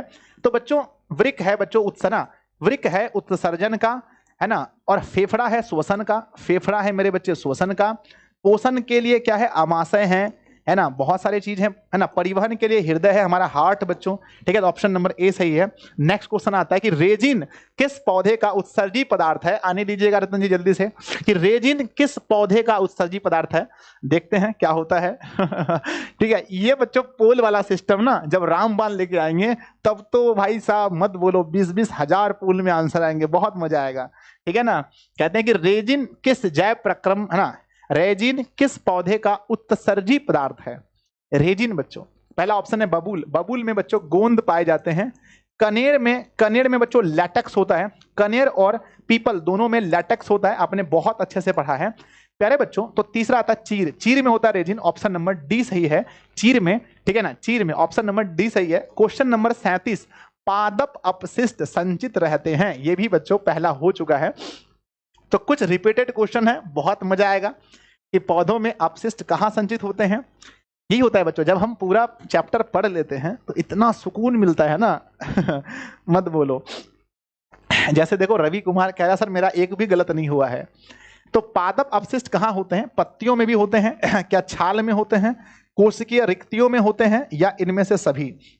तो बच्चों पौधों में जो अपशिष्ट पदार्थ होते हैं वो कहीं भी हो सकते हैं, ठीक है ना, तो ऑप्शन नंबर डी सही है, ऑप्शन नंबर डी। इसके बाद बच्चों हम आपको डायलिसिस प्रोसेस समझाएंगे, कितने ऐसे बच्चे हैं जो बहुत एक्साइटेड हो रहे हैं उसके लिए बताना मुझे। अगला 38 नंबर है, चलो बच्चों ये 37 क्वेश्चन थे, इसके बाद यहां से क्वेश्चन बैंक स्टार्ट होगा, तो एक बार जल्दी से कमेंट बॉक्स में 37 बटा अपना आंसर, 37 में से आपने कितना सही किया बताओ मुझे, 37 में से कितना सही हुआ, ठीक है। चलो 37 में से रतन जी ये वाला क्वेश्चन ऐप पर नहीं लग सकता है, जितना क्वेश्चन हुआ है इसको लगवा दीजिएगा ना, ताकि बच्चा आराम से कर सके, जल्दी कीजिए स्पीड में। 37 में से, ठीक है, यस सर यस सर, ठीक है। अब मेरे बच्चे अब होने वाला है क्वेश्चन बैंक, देखो इस चैप्टर से वर्ष 2018 से लेकर के वर्ष 2018 से लेकर के वर्ष 2023 तक में 13 क्वेश्चन पूछे गए हैं, कितने पूछे गए हैं 13, और आपको 13 में से 13 सही करना है, यानी एक भी क्वेश्चन गलती से भी मिस्टेक ना हो जाए, गलती से भी मिस्टेक ना हो जाए। तो प्यारे बच्चों है ना, कहते हैं वो जोश होना चाहिए कि एकदम 13 बटा 13 सही करना है आपको। आपने पूरा चैप्टर पढ़ लिया, बहुत अच्छे से ऑब्जेक्टिव लगा लिया, अब बारी है परीक्षा की। ये समझ लो कि 2024 में तुम्हारा क्वेश्चन आ रहा है 13 बटा नहीं, इसके बाद नहीं, क्लास थोड़ा सा रेस्ट चाहिए मुझे, ठीक है ना। सर आप गदर 2 देखने नहीं जाएंगे? हाँ बच्चों जरूर जाएंगे देखने, आप लोग थोड़ा सा टिकट बुक करवा दीजिए, ठीक है, आप लोग टिकट बुक करवा दिए जल्दी से, चलते हैं। ठीक है, 13 बटा 13 आना चाहिए, नहीं तो बहुत पीटेंगे, बता रहे हैं। आ जाओ, पहला क्वेश्चन गदर 2 के लिए, पहला क्वेश्चन है बच्चों कि प्रोटोजोआ उत्सर्जी पदार्थों का निष्कासन कैसे करता है, 2021 में पूछा गया था। प्रोटोजोआ उत्सर्जी पदार्थों का निष्कासन कैसे करता है, पोल आने दीजिएगा। पहला ऑप्शन है प्रासरण के द्वारा, दूसरा है विसरण के द्वारा, अवशोषण के द्वारा, या निष्कासन के द्वारा। तो मेरे बच्चे प्रोटोजोआ जो हैं उत्सर्जी पदार्थों का निष्कासन करते हैं विसरण क्रिया के द्वारा, ऑप्शन नंबर बी सही है, विसरण क्रिया के द्वारा। यस यस यस, ठीक है ना, हो गया। चलिए विसरण क्रिया के द्वारा। क्वेश्चन नंबर दूसरा, ये रहा क्वेश्चन नंबर दूसरा। मानव का प्रमुख उत्सर्जी अंग निम्नलिखित में से कौन है, 2020 में पूछा गया था। मानव का प्रमुख उत्सर्जी अंग कौन है, ये 2020 में पूछा गया था। अब आप बोलोगे सर क्या पूछा गया बच्चा वाला, प्रमुख उत्सर्जी अंग, देखो रक्त कोई उत्सर्जी अंग नहीं है, संवेदन ग्रंथि नहीं है, अग्न्याशय तो बिल्कुल भी नहीं है बच्चों। अग्न्याशय से एक हार्मोन निकलता है, अगर कोई बच्चा बता दे तो मैं आपको 200 रुपए इनाम दे दूं, ठीक है। तो ऑप्शन होगा बच्चों वृक्क, ऑप्शन नंबर ए सही है। अगला क्वेश्चन नंबर तीसरा, कहते हैं कि सजीव जीवधारियों द्वारा किस पदार्थ की नाइट्रोजनी पदार्थ का उत्सर्जन होता है, ये क्वेश्चन नंबर तीसरा 2022 में पूछा गया है। आप मेरे सुकून हुआ। ठीक है, 22 में पूछा गया क्वेश्चन है कि बच्चों सजीव जीवधारियों द्वारा किस प्रकार की नाइट्रोजनी पदार्थ का उत्सर्जन होता है, बताओ जल्दी से तेजी में। सर सजीव जीवधारी द्वारा पूछा है तो अमोनिया मछली निकालता है, तो क्या मछली सजीव नहीं है? हाँ गुरुजी बिल्कुल है। अरे यूरिक एसिड बच्चों पक्षी निकालते हैं, क्या पक्षी सजीव नहीं है? बिल्कुल है। अरे यूरिया तो मनुष्य निकालते हैं, क्या मनुष्य सजीव नहीं है? बिल्कुल है। तो ऑप्शन नंबर डी सही होगा, ऑप्शन नंबर डी। 3 क्वेश्चन तो चला गया, अब 10 क्वेश्चन बचा है। ध्यान से ध्यान से ध्यान से। क्वेश्चन नंबर 4, पौधों में उत्सर्जी पदार्थ हैं, 2022 में पूछा गया है। 23 वाला क्वेश्चन ऐड नहीं किया गया है, सॉरी बच्चों। पौधों में उत्सर्जी पदार्थ क्या है? देखना पहला ऑप्शन गोंद, यस पौधों में है, वो भी किसमें? बबूल के पौधों में, कनेर के पौधे में ना, टेनिन, टेनिन और रेजिन, और बच्चों इनमें से सभी। तो पौधों में उत्सर्जी पदार्थ ये सारे के सारे हैं बच्चों, ठीक है। आंसर आने दीजिए, कितने परसेंट बच्चों का सही जवाब है? लगभग 90% बच्चों का सही जवाब है कि ऑप्शन नंबर डी सही होगा, इनमें से सभी। क्वेश्चन नंबर 5वां, मनुष्य में वृक्क निम्नलिखित में से किससे संबंधित है? 2022 की दूसरी पाली में पूछा गया था कि वृक्क किससे संबंधित है। मुझे लगता है बच्चों इस चैप्टर से कोई क्वेश्चन नहीं छूटने वाला है अब। तो मनुष्य में वृक्क निम्नलिखित में से किससे संबंधित है? तो मेरे बच्चे, क्या वो पोषण से है, श्वसन से है, परिवहन से है, या उत्सर्जन से है? भैया किडनी का काम तो उत्सर्जन में होता है ना। नेक्स्ट क्वेश्चन नंबर आता है 6 कि निम्न में से कौन वृक्क की रचनात्मक एवं क्रियात्मक इकाई है? 17 और 20 दोनों 2 साल पूछा गया है, जिसको ना जाने हम लोग कितनी बार पढ़ चुके हैं, ना जाने हम लोग कितनी बार पढ़ चुके हैं मेरे बच्चे। तो एक बार आंसर कर दो ना जल्दी से ठीक है। तो सर सब हल्का हल्का क्वेश्चन। अच्छा ये बताइए, ये हल्का हल्का क्वेश्चन हम पैदा किए हैं, हम लिखे हैं? नहीं ना, ये तो बोर्ड परीक्षा में पूछा गया है, तो हम क्या कर सकते हैं? तो बच्चों क्या न्यूरॉन है? नहीं सर, न्यूरॉन हमारे मस्तिष्क में है, न्यूरॉन मस्तिष्क में है। क्या नेफ्रॉन है? सर नेफ्रॉन जो है ये हमारे वृक्क की रचनात्मक और क्रियात्मक इकाई है ना। तो ऑप्शन नंबर बच्चों बी सही होगा, बी। अगला क्वेश्चन नंबर 7वां है कि निम्न में से कौन उत्सर्जी अंग है? 2020 में पूछा है, निम्न में से कौन उत्सर्जी अंग है? ऑप्शन किडनी, अग्न्याशय, आंख आंख बच्चों उत्सर्जी अंग नहीं है, ये हमारी ज्ञानेंद्रियां हैं, यह है ना, ये हमारी ज्ञानेंद्रियां हैं। अगला बच्चों अग्न्याशय, प्यारे बच्चों ये हमारे उत्सर्जी अंग नहीं है। अग्न्याशय से याद कीजिए कौन सा हार्मोन निकलता है, मैंने बताया था प्यारे बच्चों डायबिटीज में मधुमेह है ना, मधुमेह जो निकलता है क्या नाम है उसका? इंसुलिन। इंसुलिन नामक हार्मोन बच्चों अग्न्याशय से निकलता है। ऑप्शन नंबर ए सही होगा। अगला क्वेश्चन आने दीजिएगा, मानव में डायलिसिस थैली है 2016, भाई साहब 16 का क्वेश्चन है, मानव में डायलिसिस थैली किसको कहा जाता है ना? पहला ऑप्शन पढ़िएगा, नेफ्रॉन को, न्यूरॉन को, माइटोकॉन्ड्रिया को, या इनमें से है ना, इनमें से कोई भी नहीं। ये क्वेश्चन बैंक का प्रश्न है, बता दीजिए सर आप लाइव से कितना पैसा कमाते हैं? मेरे बच्चे इतना पैसा कमाते हैं कि उतना पैसा से काम नहीं चलता है ऑफिस का, ठीक है ना, कमा लेते हैं बच्चों। एक सरकारी जॉब में जो जितना भी लोग कमा सकते हैं उतना पैसा हम बहुत अच्छे से कमा लेते हैं, पर बच्चों खर्चे बहुत ज्यादा है, ठीक है। इसलिए जो आप लोग के कोर्स से पैसे आते हैं उससे खर्चे होते हैं, उसके बाद जो भी बचता है वो मेरा होता है, ठीक है। तो मानव में डायलिसिस थैली कौन सा है? नेफ्रॉन है, न्यूरॉन है, या बच्चों देखो नेफ्रॉन किस में है ना, न्यूरॉन किस में चर्चा नहीं है ना बच्चों, ऑप्शन नंबर ए सही होगा, नेफ्रॉन, ठीक है। अगला क्वेश्चन, क्वेश्चन नंबर बच्चों 9, मनुष्य में वृक्क एक तंत्र का भाग है जो संबंधित है, 12 में पूछा गया था, यानी जिसमें 2011 से लेकर के 22 तक के सारे क्वेश्चन दिए गए हैं, ठीक है ना। तो मनुष्य में वृक्क एक तंत्र का भाग है जो संबंधित है पोषण से, शोषण से, उत्सर्जन से, या परिवहन से, ठीक है। लास्ट में हम बात भी करेंगे आपसे कि कौन सी क्लास कब होगी, कितने बजे होगी, सब बात करेंगे, ठीक है ना। तो मनुष्य में वृक्क एक तंत्र का भाग है जो संबंधित है किडनी बच्चों, पोषण से थोड़ी है पोषण में तो आहार नाल आता है, पोषण में हमारा आमाशय आता है, छोटी आंत आता है, बड़ी आंत आता है, मुख गुहा होता है ना, ग्रसनी होता है, ग्रास नली होता है, आमाशय होता है, पता है ना आपको। पोषण तो सब मुहिम याद है आप लोगों को। तो पोषण में किडनी कहीं नहीं आता है, शोषण में बच्चों फेफड़ा का काम है, किडनी वहां क्या करेगा, अरे उत्सर्जन में काम है, परिवहन में बच्चों हमारा हार्ट का काम है, दिल का काम है, ठीक है। अगला क्वेश्चन नंबर 10 कि कृत्रिम वृक्क किन अपशिष्ट उत्पादकों को रुधिर से अपोहन द्वारा पृथक करता है? बच्चों कृत्रिम वृक्क जो है, लास्ट में जरूर रुकना क्योंकि बच्चों आपको डायलिसिस प्रोसेस समझाएंगे। तो कहते हैं कृत्रिम वृक्क जो है वो किन अपशिष्ट पदार्थों को, रुधिर मतलब होता है खून, खून, और अपोहन मतलब होता है डायलिसिस, खून से डायलिसिस करके बाहर निकालता है, किसको? ऑप्शन है, क्या वो नाइट्रोजन को निकालता है, क्या वो कार्बन को निकालता है, क्या वो ऑक्सीजन को, या इनमें से सभी को? तो मेरे बच्चे वो निकालता है नाइट्रोजन को, नाइट्रोजन को। ऑप्शन नंबर बताओ। ऑप्शन नंबर बच्चों ए सही है। अगला क्वेश्चन, 3 क्वेश्चन बचे हैं, बस 3 क्वेश्चन बचा है। ठीक है, ध्यान से, एकदम ध्यान से। कहते हैं गुरुजी मानव गुर्दा, गुर्दा किसको बोलते हैं? किडनी का नाम है गुर्दा। गुर्दा उर्दू में कहते हैं, हिंदी में से वृक्क कहते हैं, अंग्रेजी में से किडनी कहते हैं। सब आपको पता है। किडनी कैसे होता है? किडनी ऐसे होता है, किडनी। ठीक है ना? तो मानव किडनी का आकार कैसा है 20 में पूछा था। ये सब क्वेश्चन आ जाए ना तो मजा आ जाए पेपर में, कसम से। ठीक है ना? कि मानव किडनी का आकार कैसा होता है? क्या गोलाकार किडनी होता है? नहीं सर, हमारे शरीर में कुछ भी गोलाकार नहीं है, सिर्फ आंख छोड़ करके। ठीक है ना? अगला, क्या वो आयताकार होता है, क्या वो सीम के बीज के समान होता है, या इनमें से कोई नहीं?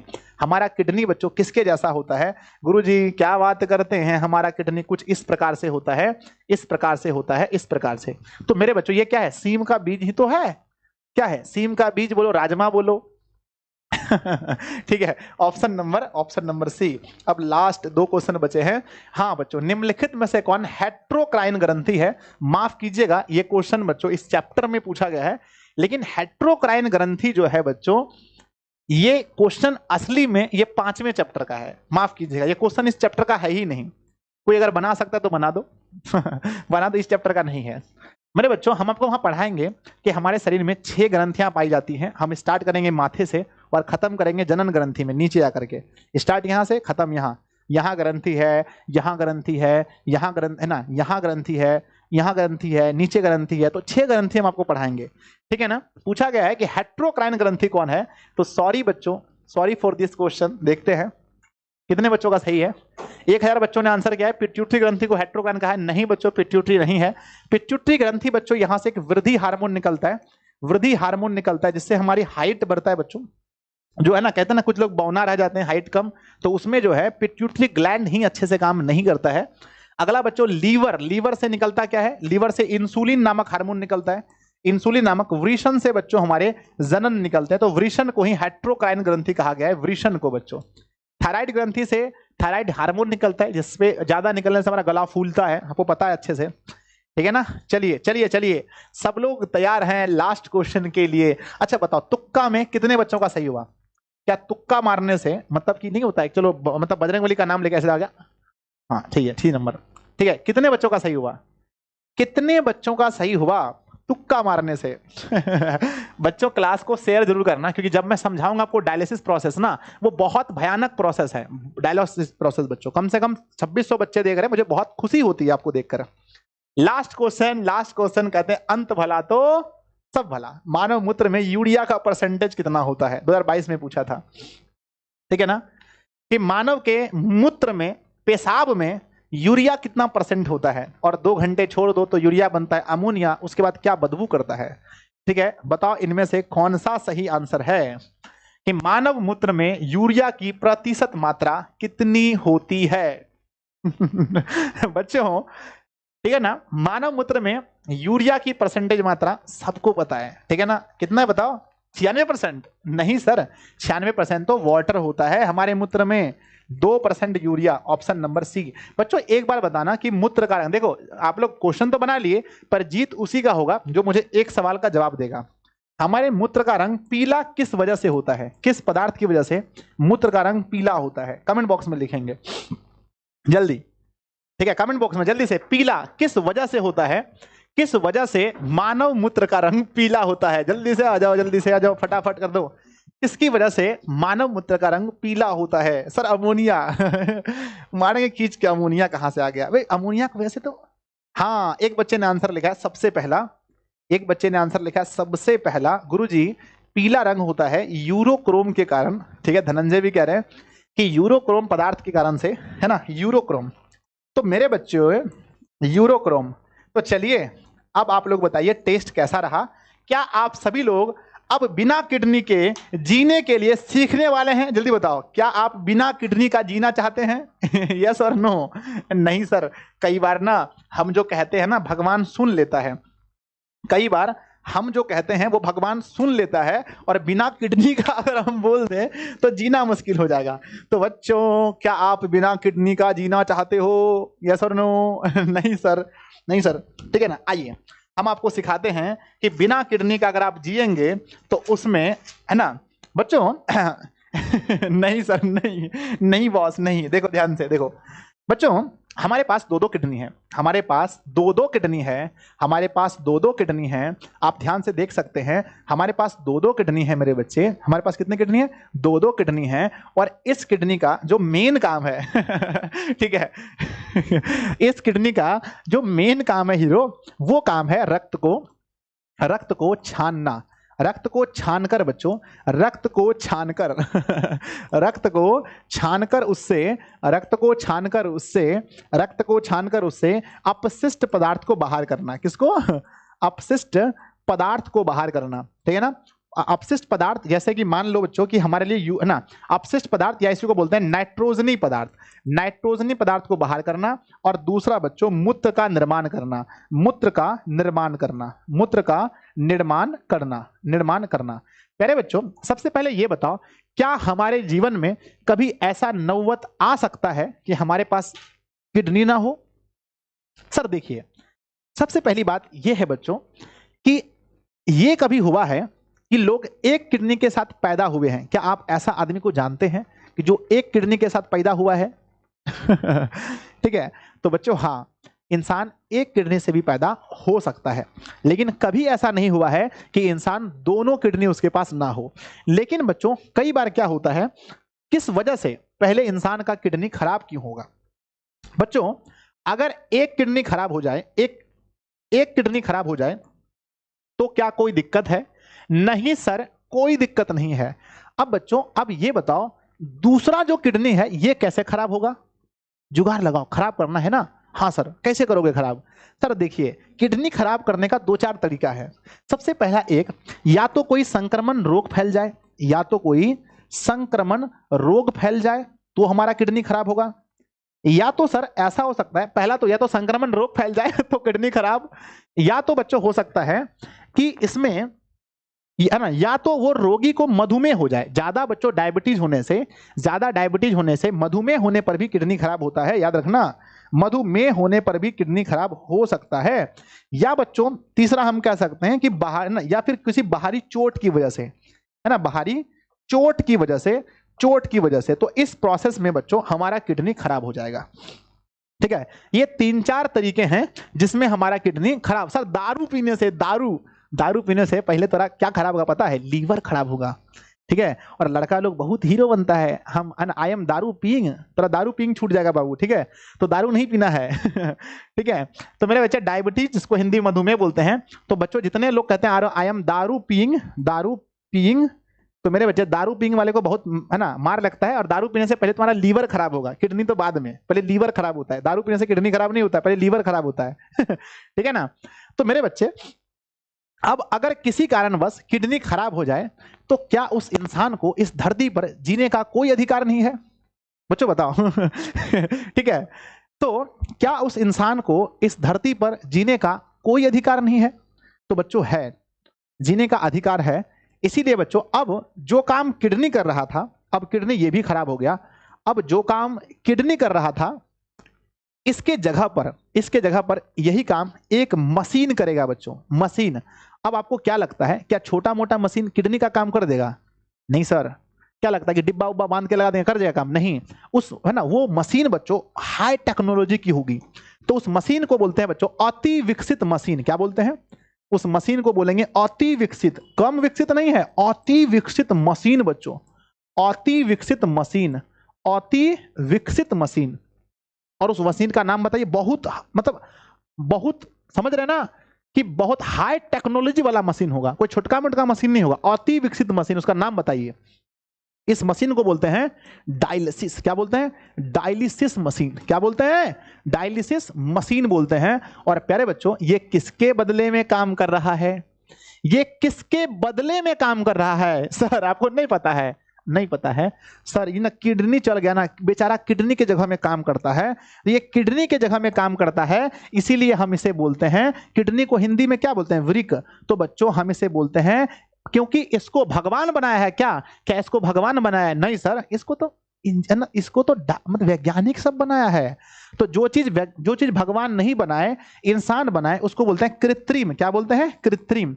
और बच्चों ये है ना, हम इसे कृत्रिम किडनी बोलते हैं, आर्टिफिशियल किडनी, इंग्लिश में आर्टिफिशियल किडनी, आर्टिफिशियल, हिंदी में बोलते हैं कृत्रिम वृक्क।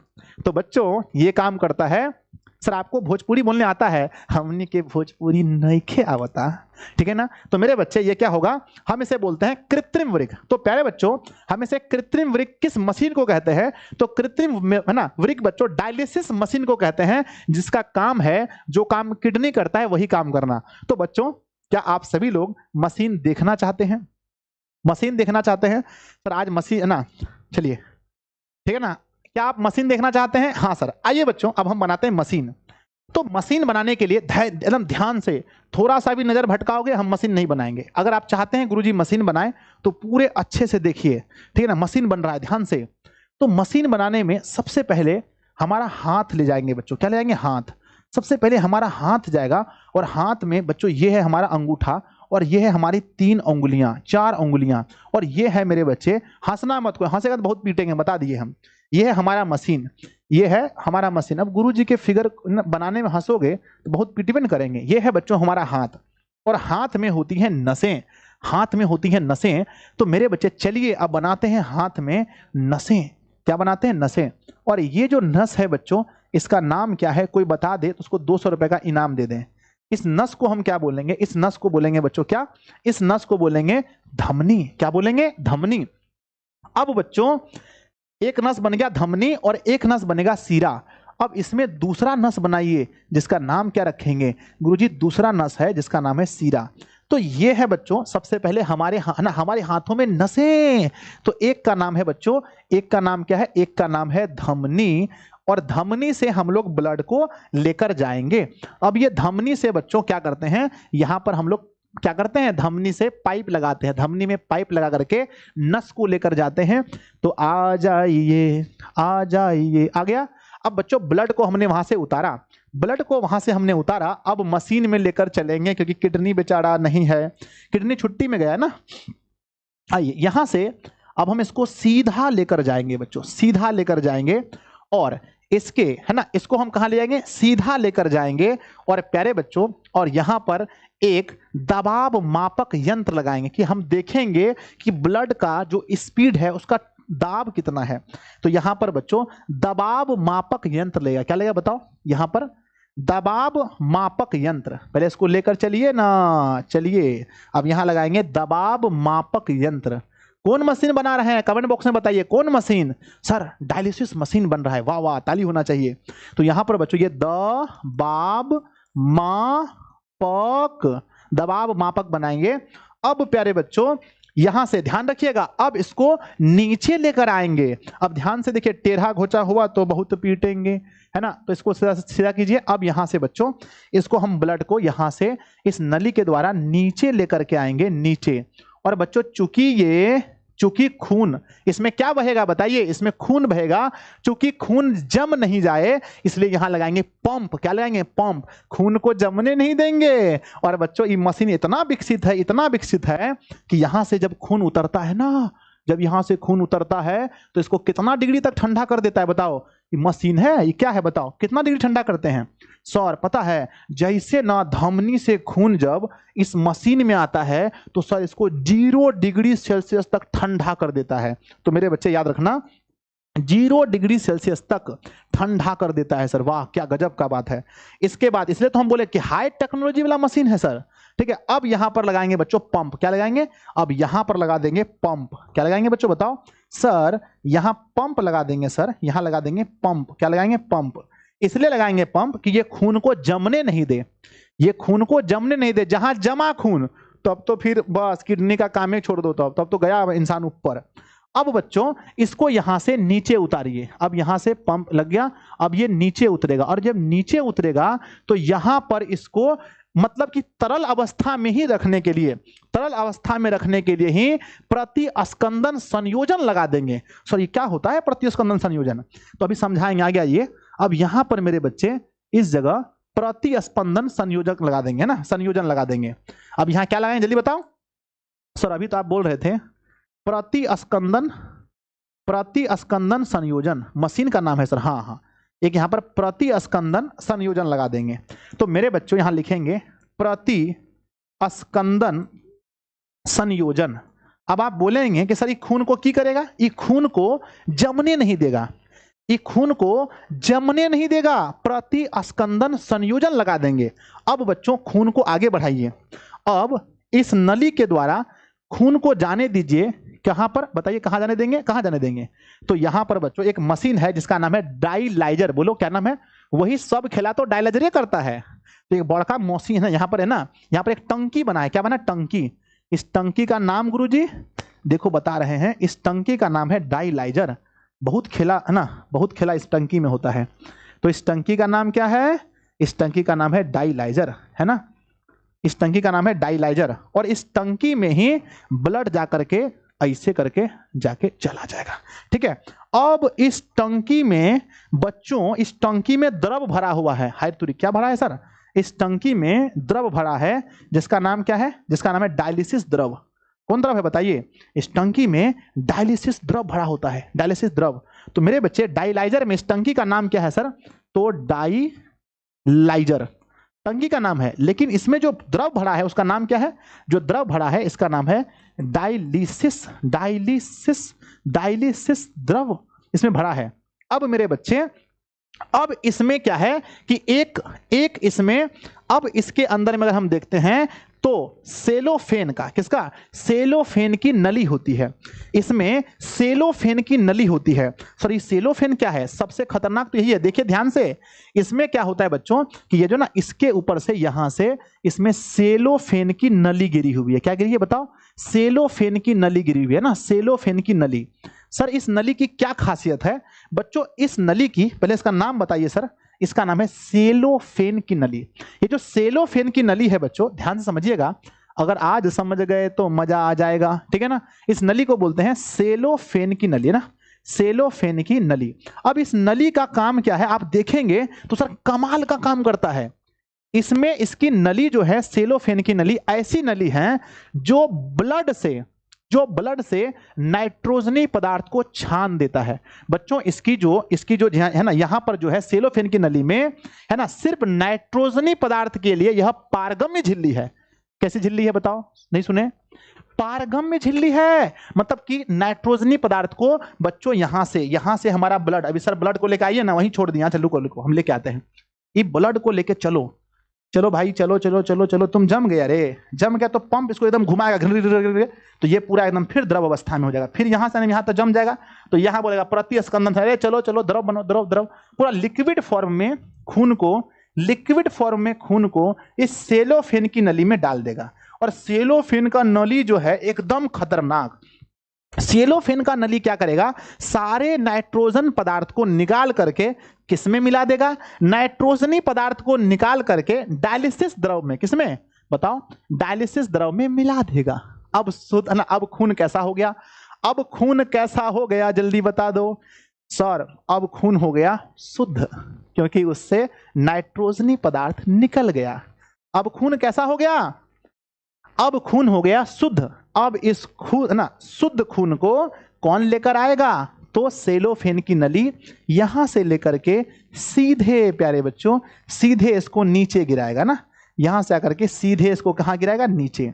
और नीचे आने के बाद बच्चों फिर इसको उठाना है ऊपर। फिर कहां उठाना है बताओ? फिर इसको उठाना है ऊपर। और ऊपर उठाने के बाद यहां पर प्यारे बच्चों, यहां पर हम लोग फिर से, है ना, यहां पर हम लोग क्या करेंगे? यहां पर फिर से इसको अब कहां उठाना है? ऊपर उठाना है। इसके बराबर में रहने देना, देखने में अच्छा लगेगा, सुंदर, अति सुंदर। तो इस तरह से आएगा। और आने के बाद प्यारे बच्चों इसको यहां से सीधा आपको ऊपर लेके जाना है, क्योंकि अब हमें इसे फिर से बच्चों जहां से खून लेकर के आए थे वहां पर लेकर जाना है। तो यहां पर भी हम लोग क्या करेंगे, एक पंप लगाएंगे ताकि खून स्पीड से ऊपर चला जाए, ठीक है ना। यहां पर भी हम लोग क्या निकालेंगे बच्चों, यहां पर भी हम लोग दबाव मापक यंत्र लगाएंगे, दबाव मापक, ठीक है ना। यहां पर भी हम लोग दबाव मापक यंत्र लगाएंगे, दबाव मापक यंत्र यहां भी लगाएंगे, दबाव मापक यंत्र। और प्यारे बच्चों यहां पर सिर्फ दबाव नहीं, यहां पर टेम्परेचर भी मापा जाएगा, यहां पर उसका तापमान को, शरीर के तापमान जितना ही करके, इसलिए तो कहते हैं अति विकसित है, अति विकसित मशीन है बच्चों। तो यहां पर इसको, यहां पर तापमान मापने वाला भी मशीन रहता है, और फिर यहां से धीरे धीरे से इसको ऊपर ले जाकर के किसमें मिलाना है, आप सबको पता है किसमें मिलाना है, बताओ। अब ये जा करके किसमें मिलेगा, तो ये जा करके मिल जाएगा, ये जाकर के मेरे बच्चे मिल जाएगा किससे, बताओ, ये जाकर के मिल जाएगा सीरा से। तो अब देखिए इस तरह से, और ये प्रोसेस बच्चों, अब जो हमारा खून है, जो हमारा शुद्ध खून है, जो हमारा शुद्ध खून है, यहाँ से होते हुए, यहाँ से होते हुए, यहाँ से होते हुए प्यारे बच्चों, यहाँ से होते हुए, यहाँ पर इसको क्या किया गया, पंप किया गया, और यहाँ से इसका टेम्परेचर भी मापा गया। यहाँ बच्चों टेम्परेचर किसके बराबर किया जाएगा, यहाँ टेम्परेचर माप करके किसके बराबर किया जाएगा, तो यहाँ टेम्परेचर मापा जाएगा शरीर के तापमान के बराबर, है ना। शरीर के तापमान में जितना जरूरत है उतना बराबर करके इसको यहाँ से प्यारे बच्चों भेजा जाएगा। और ये खून किसके माध्यम से, और ये खून प्यारे बच्चों, और ये जो है ना, ये जो खून है ये अब सीरा के माध्यम से फिर कहाँ जाएगा बताओ सर, सीरा के माध्यम से हृदय में जाएगा, हृदय में फिर जाकर के कहाँ जाएगा बताओ, आपको पढ़ाए थे ना, दायां अलिंद में, दायां अलिंद से फिर जाएगा दायां निलय में, दायां निलय से पंप होकर के कहाँ जाएगा बताओ, फुफ्फुस धमनी में, फुफ्फुस धमनी से फेफड़ा में, फेफड़ा से फिर कहाँ आएगा, है ना, कहाँ आएगा, बायां अलिंद में, बायां अलिंद से फिर बायां निलय में, फिर बायां निलय में पंप करके पूरा शरीर में, पूरा शरीर से ये प्रोसेस चलता रहेगा, ये प्रोसेस चलता रहेगा, ये प्रोसेस चलता रहेगा, प्रोसेस चलता रहेगा। अब आपके मन में आता होगा, और इस पूरे प्रोसेस को, इस पूरे प्रोसेस को क्या कहा जाता है बताओ, इस पूरे प्रोसेस को, इस पूरे प्रोसेस को क्या कहते हैं बताओ। तो पूरे प्रोसेस को मेरे बच्चे क्या कहते हैं बताओ, है ना, वही बोलते हैं रक्त का अपोहन, मतलब रक्त का डायलिसिस, यानी बच्चों इसे पूरे प्रोसेस को हीमोडायलिसिस के नाम से जाना जाता है ना। तो बच्चों अगर आपसे पूछा जाए, है ना, इसको हीमोडायलिसिस, है ना, हीमोडायलिसिस, है ना, हीमोडायलिसिस, हीमोडायलिसिस, ठीक है। तो इसी को बच्चों रक्त का अपोहन कहते हैं। तो आपने पूरा विधि समझ लिया कि कैसे कैसे होता है। खून बच्चों सबसे पहले धमनी से होते हुए 0 डिग्री तक ठंडा होते हुए, है ना, दबाव मापक के द्वारा पंप में आता है, पंप के बाद नीचे अस्पना प्रतिस्कंदन संयोजन में आकर के इसको प्यारे बच्चों तरल अवस्था में ही डायलाइजर में भेज दिया जाता है। और डायलाइजर में बच्चों क्या होता है, सेलोफेन की नली होती है। सेलोफेन की नली क्या करता है, नाइट्रोजनी पदार्थ के लिए पारगम्य होता है। वो नाइट्रोजनी पदार्थ को रक्त से निकाल करके रक्त से निकाल करके डायलिसिस द्रव में मिला देता है। और जो शुद्ध रक्त होता है वो सेलोफेन की नली की मदद से प्यारे बच्चों क्या होता है, मदद से हमारे सीरा तक पहुंच जाता है, सीरा तक पहुंच जाता है।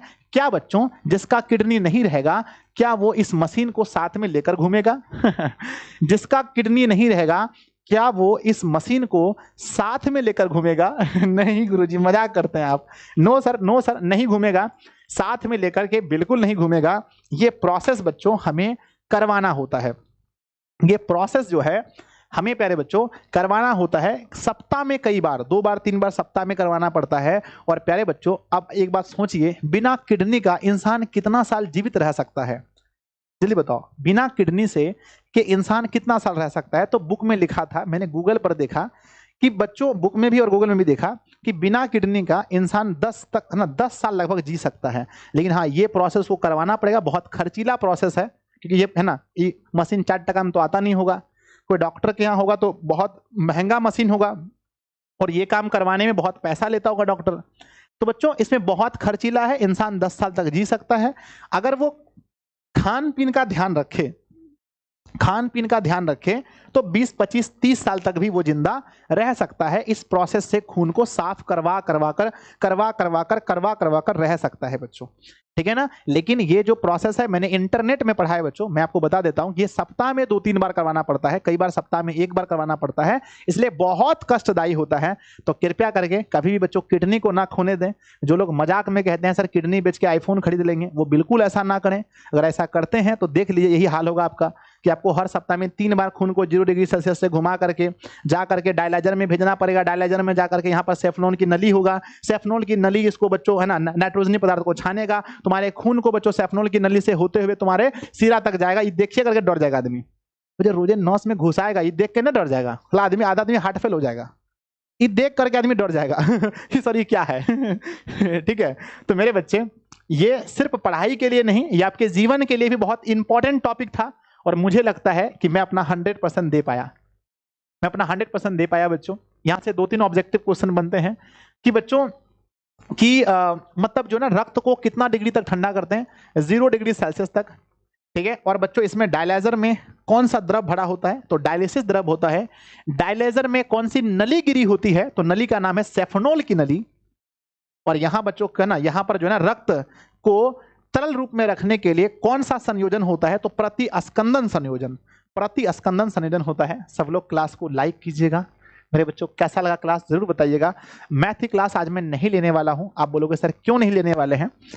मैं बच्चों आज 4 क्लासेस ले चुका हूं, थोड़ा सा मुझे सुकून चाहिए, थोड़ा सा शांति चाहिए। मैं मतलब थोड़ा सा अच्छा फील नहीं हो रहा था मुझे, फिर क्लास में आके बहुत अच्छा फील हुआ। बहुत दिनों से फैमिली वालों से भी, घर से भी बच्चों बात नहीं हो पाई, क्योंकि शाम को क्लास, रात को क्लास, मम्मी 9-10 बजे सो ही जाती है, ठीक है ना। बीच में बच्चों दोपहर में काम है ना बहुत रहता है, ठीक है। तो थोड़ा सा मुझे रेस्ट दीजिए, ठीक है। कल बच्चों पढ़ेंगे और फिर मजा आएगा, ठीक है। लवी बच्चों पढ़ते रहिए, हंसते रहिए, मुस्कुराते रहिए, और श्वसन वाला चैप्टर का नोट्स आज देंगे, उसको भी पढ़ते रहिएगा, ठीक है ना। तो प्यारे बच्चों इसका नोट्स आप लोगों को कहाँ मिलता है आपको पता है। सुबह हमारी क्लास है, मनीष सर की क्लास एसएसटी की सोमवार से लगेंगी, या बच्चों होगा तो देखते हैं, कल तो नहीं होगा, परसों देखते हैं, ठीक है ना। एसएसटी क्लास बच्चों देखते हैं, टाइमिंग कैसे फिक्स होगा बताओ, सुबह टाइम कैसे फिक्स होगा बताओ तुम लोग जल्दी से। क्योंकि बच्चों देखो सुबह 8 बजे तो मैं हिंदी पढ़ा रहा हूँ, 8 AM में मैं हिंदी व्याकरण पढ़ा रहा हूँ ऐप पर। कितने बच्चे पढ़ रहे हैं ऐप पर, जल्दी हाथ उठाओ। यस सर हम पढ़ रहे हैं। और ये 8 बजे ही बच्चों एसएसटी की क्लास होती थी, तो अगर मैं 7 बजे करता हूँ तो फिर मेरा नींद ही पूरा नहीं होगा, क्योंकि मैं बहुत लेट सोता हूँ। अब 1:30-2 बजे रात को सोने वाला आदमी, ठीक है ना, 1:30-2 बजे सोने वाला आदमी बच्चों कैसे होगा, कैसे 7 बजे लेंगे क्लास, दिक्कत होगा बहुत। 1:30-2 बजे कई बार 3 बज जाते हैं ठीक है, देखते हैं। फिर इंग्लिश की क्लास के बारे में बच्चों, इंग्लिश की क्लास का टाइम कैसे मैच हो।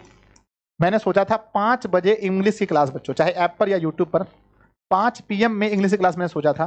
5 PM से 5:45 तक अगर आप कहेंगे तो प्यारे बच्चों देख लिया जाए कि 5 बजे से लेकर 5:45 तक बच्चों।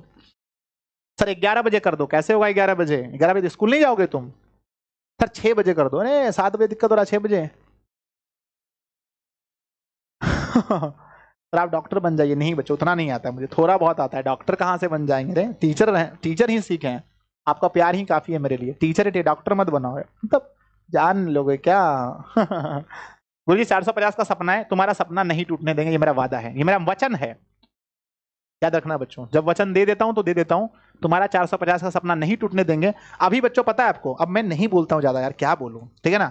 बिहार बोर्ड में मेरे बच्चे, बिहार बोर्ड ने अभी एक निकाला था कि जो भी मतलब ज्यादा नंबर लेके आए होंगे उनको बिहार बोर्ड, प्यारे बच्चों उनको बिहार बोर्ड फ्री कोचिंग देगा, फ्री कोचिंग देगा। IIT JEE के लिए बच्चों फ्री कोचिंग देगा बिहार बोर्ड। जो बच्चे अधिक नंबर लेके आए होंगे जाकर के वहां देखोगे तो 10+ स्टूडेंट दिशा के वहां मिलेंगे, दिशा के 10+ स्टूडेंट मिलेंगे जो टॉपर हैं और जो वहां जाकर के पढ़ रहे हैं। बहुत सुकून मिलता है मुझे, ठीक है। हाँ चलो हटाओ ये सब बात छोड़ो, ठीक है। देखो ऐप वाले सेक्शन में हम नोट्स डाल दिए नया वाला। देखो ऐप में जाओगे तो जाकर के देखोगे ओल्ड नोट्स वाला सेक्शन में, ओल्ड नोट्स वाला सेक्शन में तुम्हारा 2022-23 का नोट्स है। बहुत सारा बच्चा नयका नयका बोलता है, नयका नयका। अब हर चीज में तुम नयका बोलते हो। अब देखो एग्जाम वही है, हमारा सिलेबस वही है, तो नया नोट्स क्या करोगे तुम, नया नोट्स बोलते हो, नया नोट्स हम दे देंगे। अब हर साल बोलो नहीं नहीं हमको, अब छोड़ो नहीं बोलेंगे मतलब कि नहीं छोड़ो छोड़ो छोड़ो, ठीक है नहीं बोलेंगे, ठीक है ना। तो न्यू नोट्स नहीं बच्चों, और जो ओल्ड नोट्स है उसको भी पढ़ के बच्चे 460-70 नंबर लेके आए हैं, तो तुम क्यों नहीं ला सकते। तो ओल्ड नोट्स में हम डाउनलोड का ऑप्शन दे दिए हैं, डाउनलोड का ऑप्शन दे दिए, वहां से देख लो। अगर नहीं सुकून मिल रहा है तो उसके नीचे एक सेक्शन बना है न्यू नोट्स का। नहीं सुकून मिल रहा है तो वहां पर एक सेक्शन बना है जिसमें लिखा है न्यू नोट्स। क्या लिखा है? New notes. और मेरे बच्चे न्यू नोट्स के सेक्शन में हिंदी का जो दोनों बुक है, पहले हिंदी का दोनों बुक, हिंदी का वर्णिका गोधोली, हिंदी का पूरा पीडीएफ डाला गया है। संस्कृत बुक का पीडीएफ बच्चों हमने बुक का डाल दिया है, संस्कृत भी हो चुका है। और साइंस में मेरे बच्चे नया में अभी जो मैंने 2 चैप्टर दिया है आपको, जैव प्रक्रम और प्लस में पोषण, ये दोनों डाला है। और 2 अभी और आपको मिल जाएगा, कौन सा? उत्सर्जन और शोषण मिल जाएगा। ठीक है, एसएसटी में मैंने 2 ही चैप्टर डाला है, इसके लिए सॉरी बच्चों। इंग्लिश का आपका पीडीएफ बहुत जल्दी मिलेगा। तो ये है हमारा न्यू नोट्स का। तो जाकर के एप्लीकेशन से लो, और सब में डाउनलोड का ऑप्शन दे दिए हैं, तो ज्यादा कॉल उल मत कीजिए, इससे डाउनलोड यहां से कर लीजिए और देखिए बच्चों। ठीक है, और जो भी बच्चे नहीं जुड़े हैं, और देखो यहाँ पर लाइव क्लास भी चल रहा है बच्चों, सुबह के 8 बजे हिंदी व्याकरण पढ़ा रहे हैं, बहुत सुकून मिलेगा आपको। ठीक है, हाँ, जिस दिन नींद अच्छा आता है मुझे, उस दिन बहुत सुकून आएगा। 15 अगस्त को मिठाई खिलाइएगा सर। हाँ, खिलाएंगे, एकदम डिलीवरी करेंगे, एड्रेस भेज दीजिएगा, मिठाई खाएगा। गुरुजी को नहीं खिलाइएगा मिठाई आप, ठीक है। और मेरे बच्चे क्या बोल रहे थे, भूल गए। हाँ, जो लोग ऐप पर नहीं जुड़े बच्चे जुड़ जाओ। 499 रुपए गुरुजी आपसे लेते हैं। अगर आपको लगता है कि ढेर लेते हैं तो वो भी बताना मुझे कि सर बहुत ज़्यादा लेते हैं। 499 में ऑल सब्जेक्ट का नोट्स, एक आध लाइव क्लासेस भी दे रहे हैं। इतना मतलब इतना अच्छा अपने से नहीं बोलेंगे, अच्छा पढ़ा भी रहे हैं लगभग। ठीक है, तो जो आज व्याकरण का क्लास क्यों नहीं हुआ था, किसने बोला नहीं हुआ था? हुआ था, जाके देख लीजिए। तो जो लोग नहीं जुड़े हैं इस पर जाइए, एप्लीकेशन अभी डाउनलोड कीजिए। एप्लीकेशन का नाम क्या है जी, बताना तो। हाँ, एप्लीकेशन भूल गए थे, दिशा ऑनलाइन क्लासेस। दिशा ऑनलाइन क्लासेस एप्लीकेशन का हमारा नाम है। आप लोग डाउनलोड कीजिए और जाकर के कोर्स वहीं से परचेज कीजिए। कहीं दिक्कत होता है तो हम 2 नंबर दे देते हैं, आप इस पर खूब कॉल कीजिए, बोलिए सर जी का नोट्स है ना 7700879453। और देखो बच्चों, थोड़ा बहुत के लिए हम जानते हैं थोड़ा सर्विस खराब है हमारा, थोड़ा सर्विस के लिए माफ़ी चाहते हैं। हजारों बच्चे हैं, 3-4 टेलीकॉलर हैं, बात करते हैं, नहीं हो पाता है, तो थोड़ा माफ़ कीजिएगा हमको भी। हम समझते हैं आप लोग का इतना प्यार ही है, इतने बच्चे हैं, कितने को समझाए। एक दिन में आप समझ सकते हैं, मेरे ऑफिस में इतना कॉल आता है, कोई ऐसा मिनट नहीं गुजरता है जिसमें हम देखते हैं लोग बात नहीं करते, हमेशा बात होती रहती है, हमेशा दिन भर फोन आता है। ठीक है, चले। तो मेरे बच्चे कल इसका सब्जेक्टिव होना चाहिए या फिर तुम लोग नोट्स ही कर लोगे क्या? अगर जिसको लगता है गुरुजी कल इसका सब्जेक्टिव करा दो, वो लोग एक टाइप करेंगे, क्योंकि हम पूरा प्रोसेस समझा दें सब्जेक्टिव में। सब्जेक्टिव इसका बहुत कम है। पहला क्वेश्चन, उत्सर्जन से आप क्या समझते हैं, उत्सर्जी पदार्थ से क्या समझते हैं, उत्सर्जी अंग से क्या समझते हैं, डायलिसिस मशीन क्या होता है, हीमोडायलिसिस से आप क्या समझते हैं, यही सब तो क्वेश्चन आता है। क्या है इसमें 5-6 क्वेश्चन आएगा। और आप बोलोगे सब्जेक्टिव कराना तो एक दबाओ, और आपको लगता है नहीं सर सब्जेक्टिव तो आप सब बता ही दिए हैं, तो सिर्फ अगर नोट्स भेजेंगे तो उसी से हम लोग पढ़ लेंगे। आप डायरेक्ट बच्चों नेक्स्ट चैप्टर है ना सर, आप नेक्स्ट चैप्टर शुरू कर दीजिए, नेक्स्ट चैप्टर शुरू कर दीजिए, नेक्स्ट चैप्टर। तो आप लोग बोलिए बच्चों क्या करें, सब्जेक्टिव पढ़ा दें कि नेक्स्ट चैप्टर पढ़ा दें? सब्जेक्टिव तो आप बोलोगे तो नोट्स में भी हम लिख के दे देंगे। अरे वही सब्जेक्टिव है, 5-6 को सब्जेक्टिव है, कौन है सर बताइए तो। हम लिख देते हैं।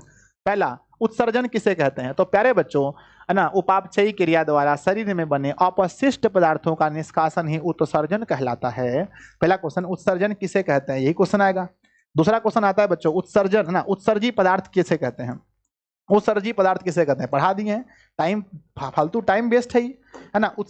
उत्सर्जी अंग किसे कहते हैं, यही आएगा। पौधों में पाए जाने वाले उत्सर्जी पदार्थ के नाम लिखे, क्या करा नहीं आता है ना। पौधों में पाए जाने वाले उत्सर्जी पदार्थ के नाम लिखें। अगला बच्चों, डायलिसिस मशीन से आप क्या समझते हैं? Dialysis machine, sir dialysis machine एक अति विकसित मशीन है जिसके द्वारा रक्त ना, जिसमें अपोहन विधि ना, जिसमें रक्त को शुद्ध किया जाता है। डायलिसिस मशीन में क्या क्या पाया जाता है उसको लिख देना। ठीक है, अगला मेरे बच्चों पूछा जाएगा, नेफ्रॉन का नामांकित चित्र बनाइए। क्या करा नहीं आता है नेफ्रॉन बनाने के लिए, रे बताओ। वृक्क का नामांकित चित्र बनाइए, क्या करा नहीं आता है वृक्क बनाने के लिए, बताओ। वृक्क का नामांकित चित्र, कोई टॉपिक छोड़े हैं तो बताओ। हम तो अपने आप कोई टॉपिक छूटता है ना तो हम बता देते हैं, बबुआ ये टॉपिक छूट गया है, फिर से कर लो, है ना। क्या कराने आता है बनाने के लिए, बताओ। वृक्क बनाने के लिए पूछेगा, सर पढ़ा दिए हैं वृक्क वाला, अच्छा से हम पढ़ाए हैं, उसको बढ़िया से देख लेना। वृक्क बनाने के लिए, वृक्क में पढ़ाना ना, चाहे बच्चों वो पूछा जाएगा कि मूत्र वाला जो है पूरा वो सिस्टम वो बनाने के लिए, तो वो भी हम आपको समझा चुके हैं, मूत्र वाला पूरा सिस्टम। पहला ये हो गया। दूसरा, नेफ्रॉन के लिए यहाँ पर जो है ना प्याले जैसी रचना होती है, उल्टा हो जाता है मुझसे बार बार, ऐसे होता ना देखना गलती नहीं हो जाए। ठीक है, यहाँ से आते हैं, यहाँ से पतला नली लेते हैं, यहाँ से आकर के इस तरह से, यहाँ से मोटा नली। ठीक है, मोटा नली करके इस तरह से, ये भी घूमता है इस तरह से, है ना। देखना गलती नहीं हो जाए। अरे कैसे होता है, बार बार हमसे गलती हो जाता है। हाँ, इस तरह से होता है। ठीक है, हाँ इस बार सही बन गया। ठीक है, लो नेफ्रॉन बना दिए। सर एक बात बताइए, क्या बताएं?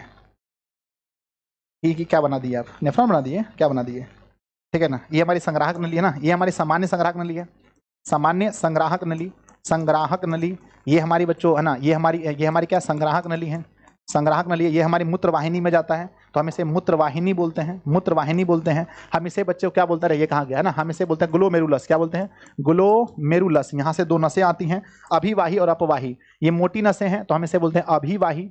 अरे भैया तुम काहे बोलते हो, ये है ना अपवाही, ये है अपवाही। यहाँ से नीचे उतरता है बच्चों, यहाँ से नीचे उतरता है, इसमें आता है, यहाँ पर कुंडलित नली है, कुंडलित नली। और यहाँ पर जो दूरस्थ है तो इसे कहते हैं दूरस्थ कुंडलित नली, दूरस्थ कुंडलित नली बोलते हैं, ठीक है ना। अब यहाँ से प्यारे बच्चों इस तरह से यहाँ पर क्या है कि हेनले का, हेनले क्या नाम था इसको, हेनले था ना, हेनले का कौन सा चाप था, यहाँ पर हेनले का एगो चाप बनेगा, एगो चाप यहाँ बनेगा, तो हेनले का दूगो चाप बना देना है, बस ये बन गया। तो मुझे ऐसा लगता है कि आप आराम से नेफ्रॉन बना सकते हो, ये बना सकते हो, वो मशीन बना सकते हो। कुछ है बचा इसमें, क्या पढ़ाएंगे बताओ। हो जाएगा सब्जेक्टिव तो बोलो, यस सर हो जाएगा, जल्दी बोलो हो जाएगा। तो केमिस्ट्री का नया चैप्टर शुरू किया जाए, यस सर, केमिस्ट्री का नया चैप्टर शुरू किया जाए, धातु और अधातु। ठीक है, केमिस्ट्री प्लीज गुरुजी, ठीक है, बहुत दिन में केमिस्ट्री पढ़े, चलो बना लेना अपने से, ठीक है, अपने से सब्जेक्टिव बना लेना रे, नोट्स में देंगे वही सब क्वेश्चन है, बच्चा वाला क्वेश्चन है, ठीक है। अगर तुम्हारा, हम बार बार कहते हैं हीरो, देखो अगर तुम्हारा कॉन्सेप्ट अच्छा है, देखो सच कह रहा हूं, अगर तुम्हारा कॉन्सेप्ट अच्छा है ना, तो चाहे ऑब्जेक्टिव हो सब्जेक्टिव हो कुछ हो, तुम कुछ भी बना सकते हो।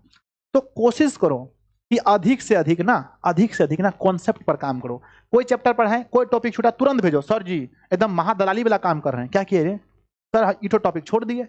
अगर कोई टॉपिक छोड़ते हैं तो तुरंत आप मुझे बताओ कि सर आप कोई टॉपिक छोड़ दिए, लेकिन अगर हम टॉपिक पढ़ा दिए हैं तो ऑब्जेक्टिव सब्जेक्टिव अपने से बनाओ ना, हम उसमें क्या करें, प्रैक्टिस वाला चीज तो कोई भी कर सकता है।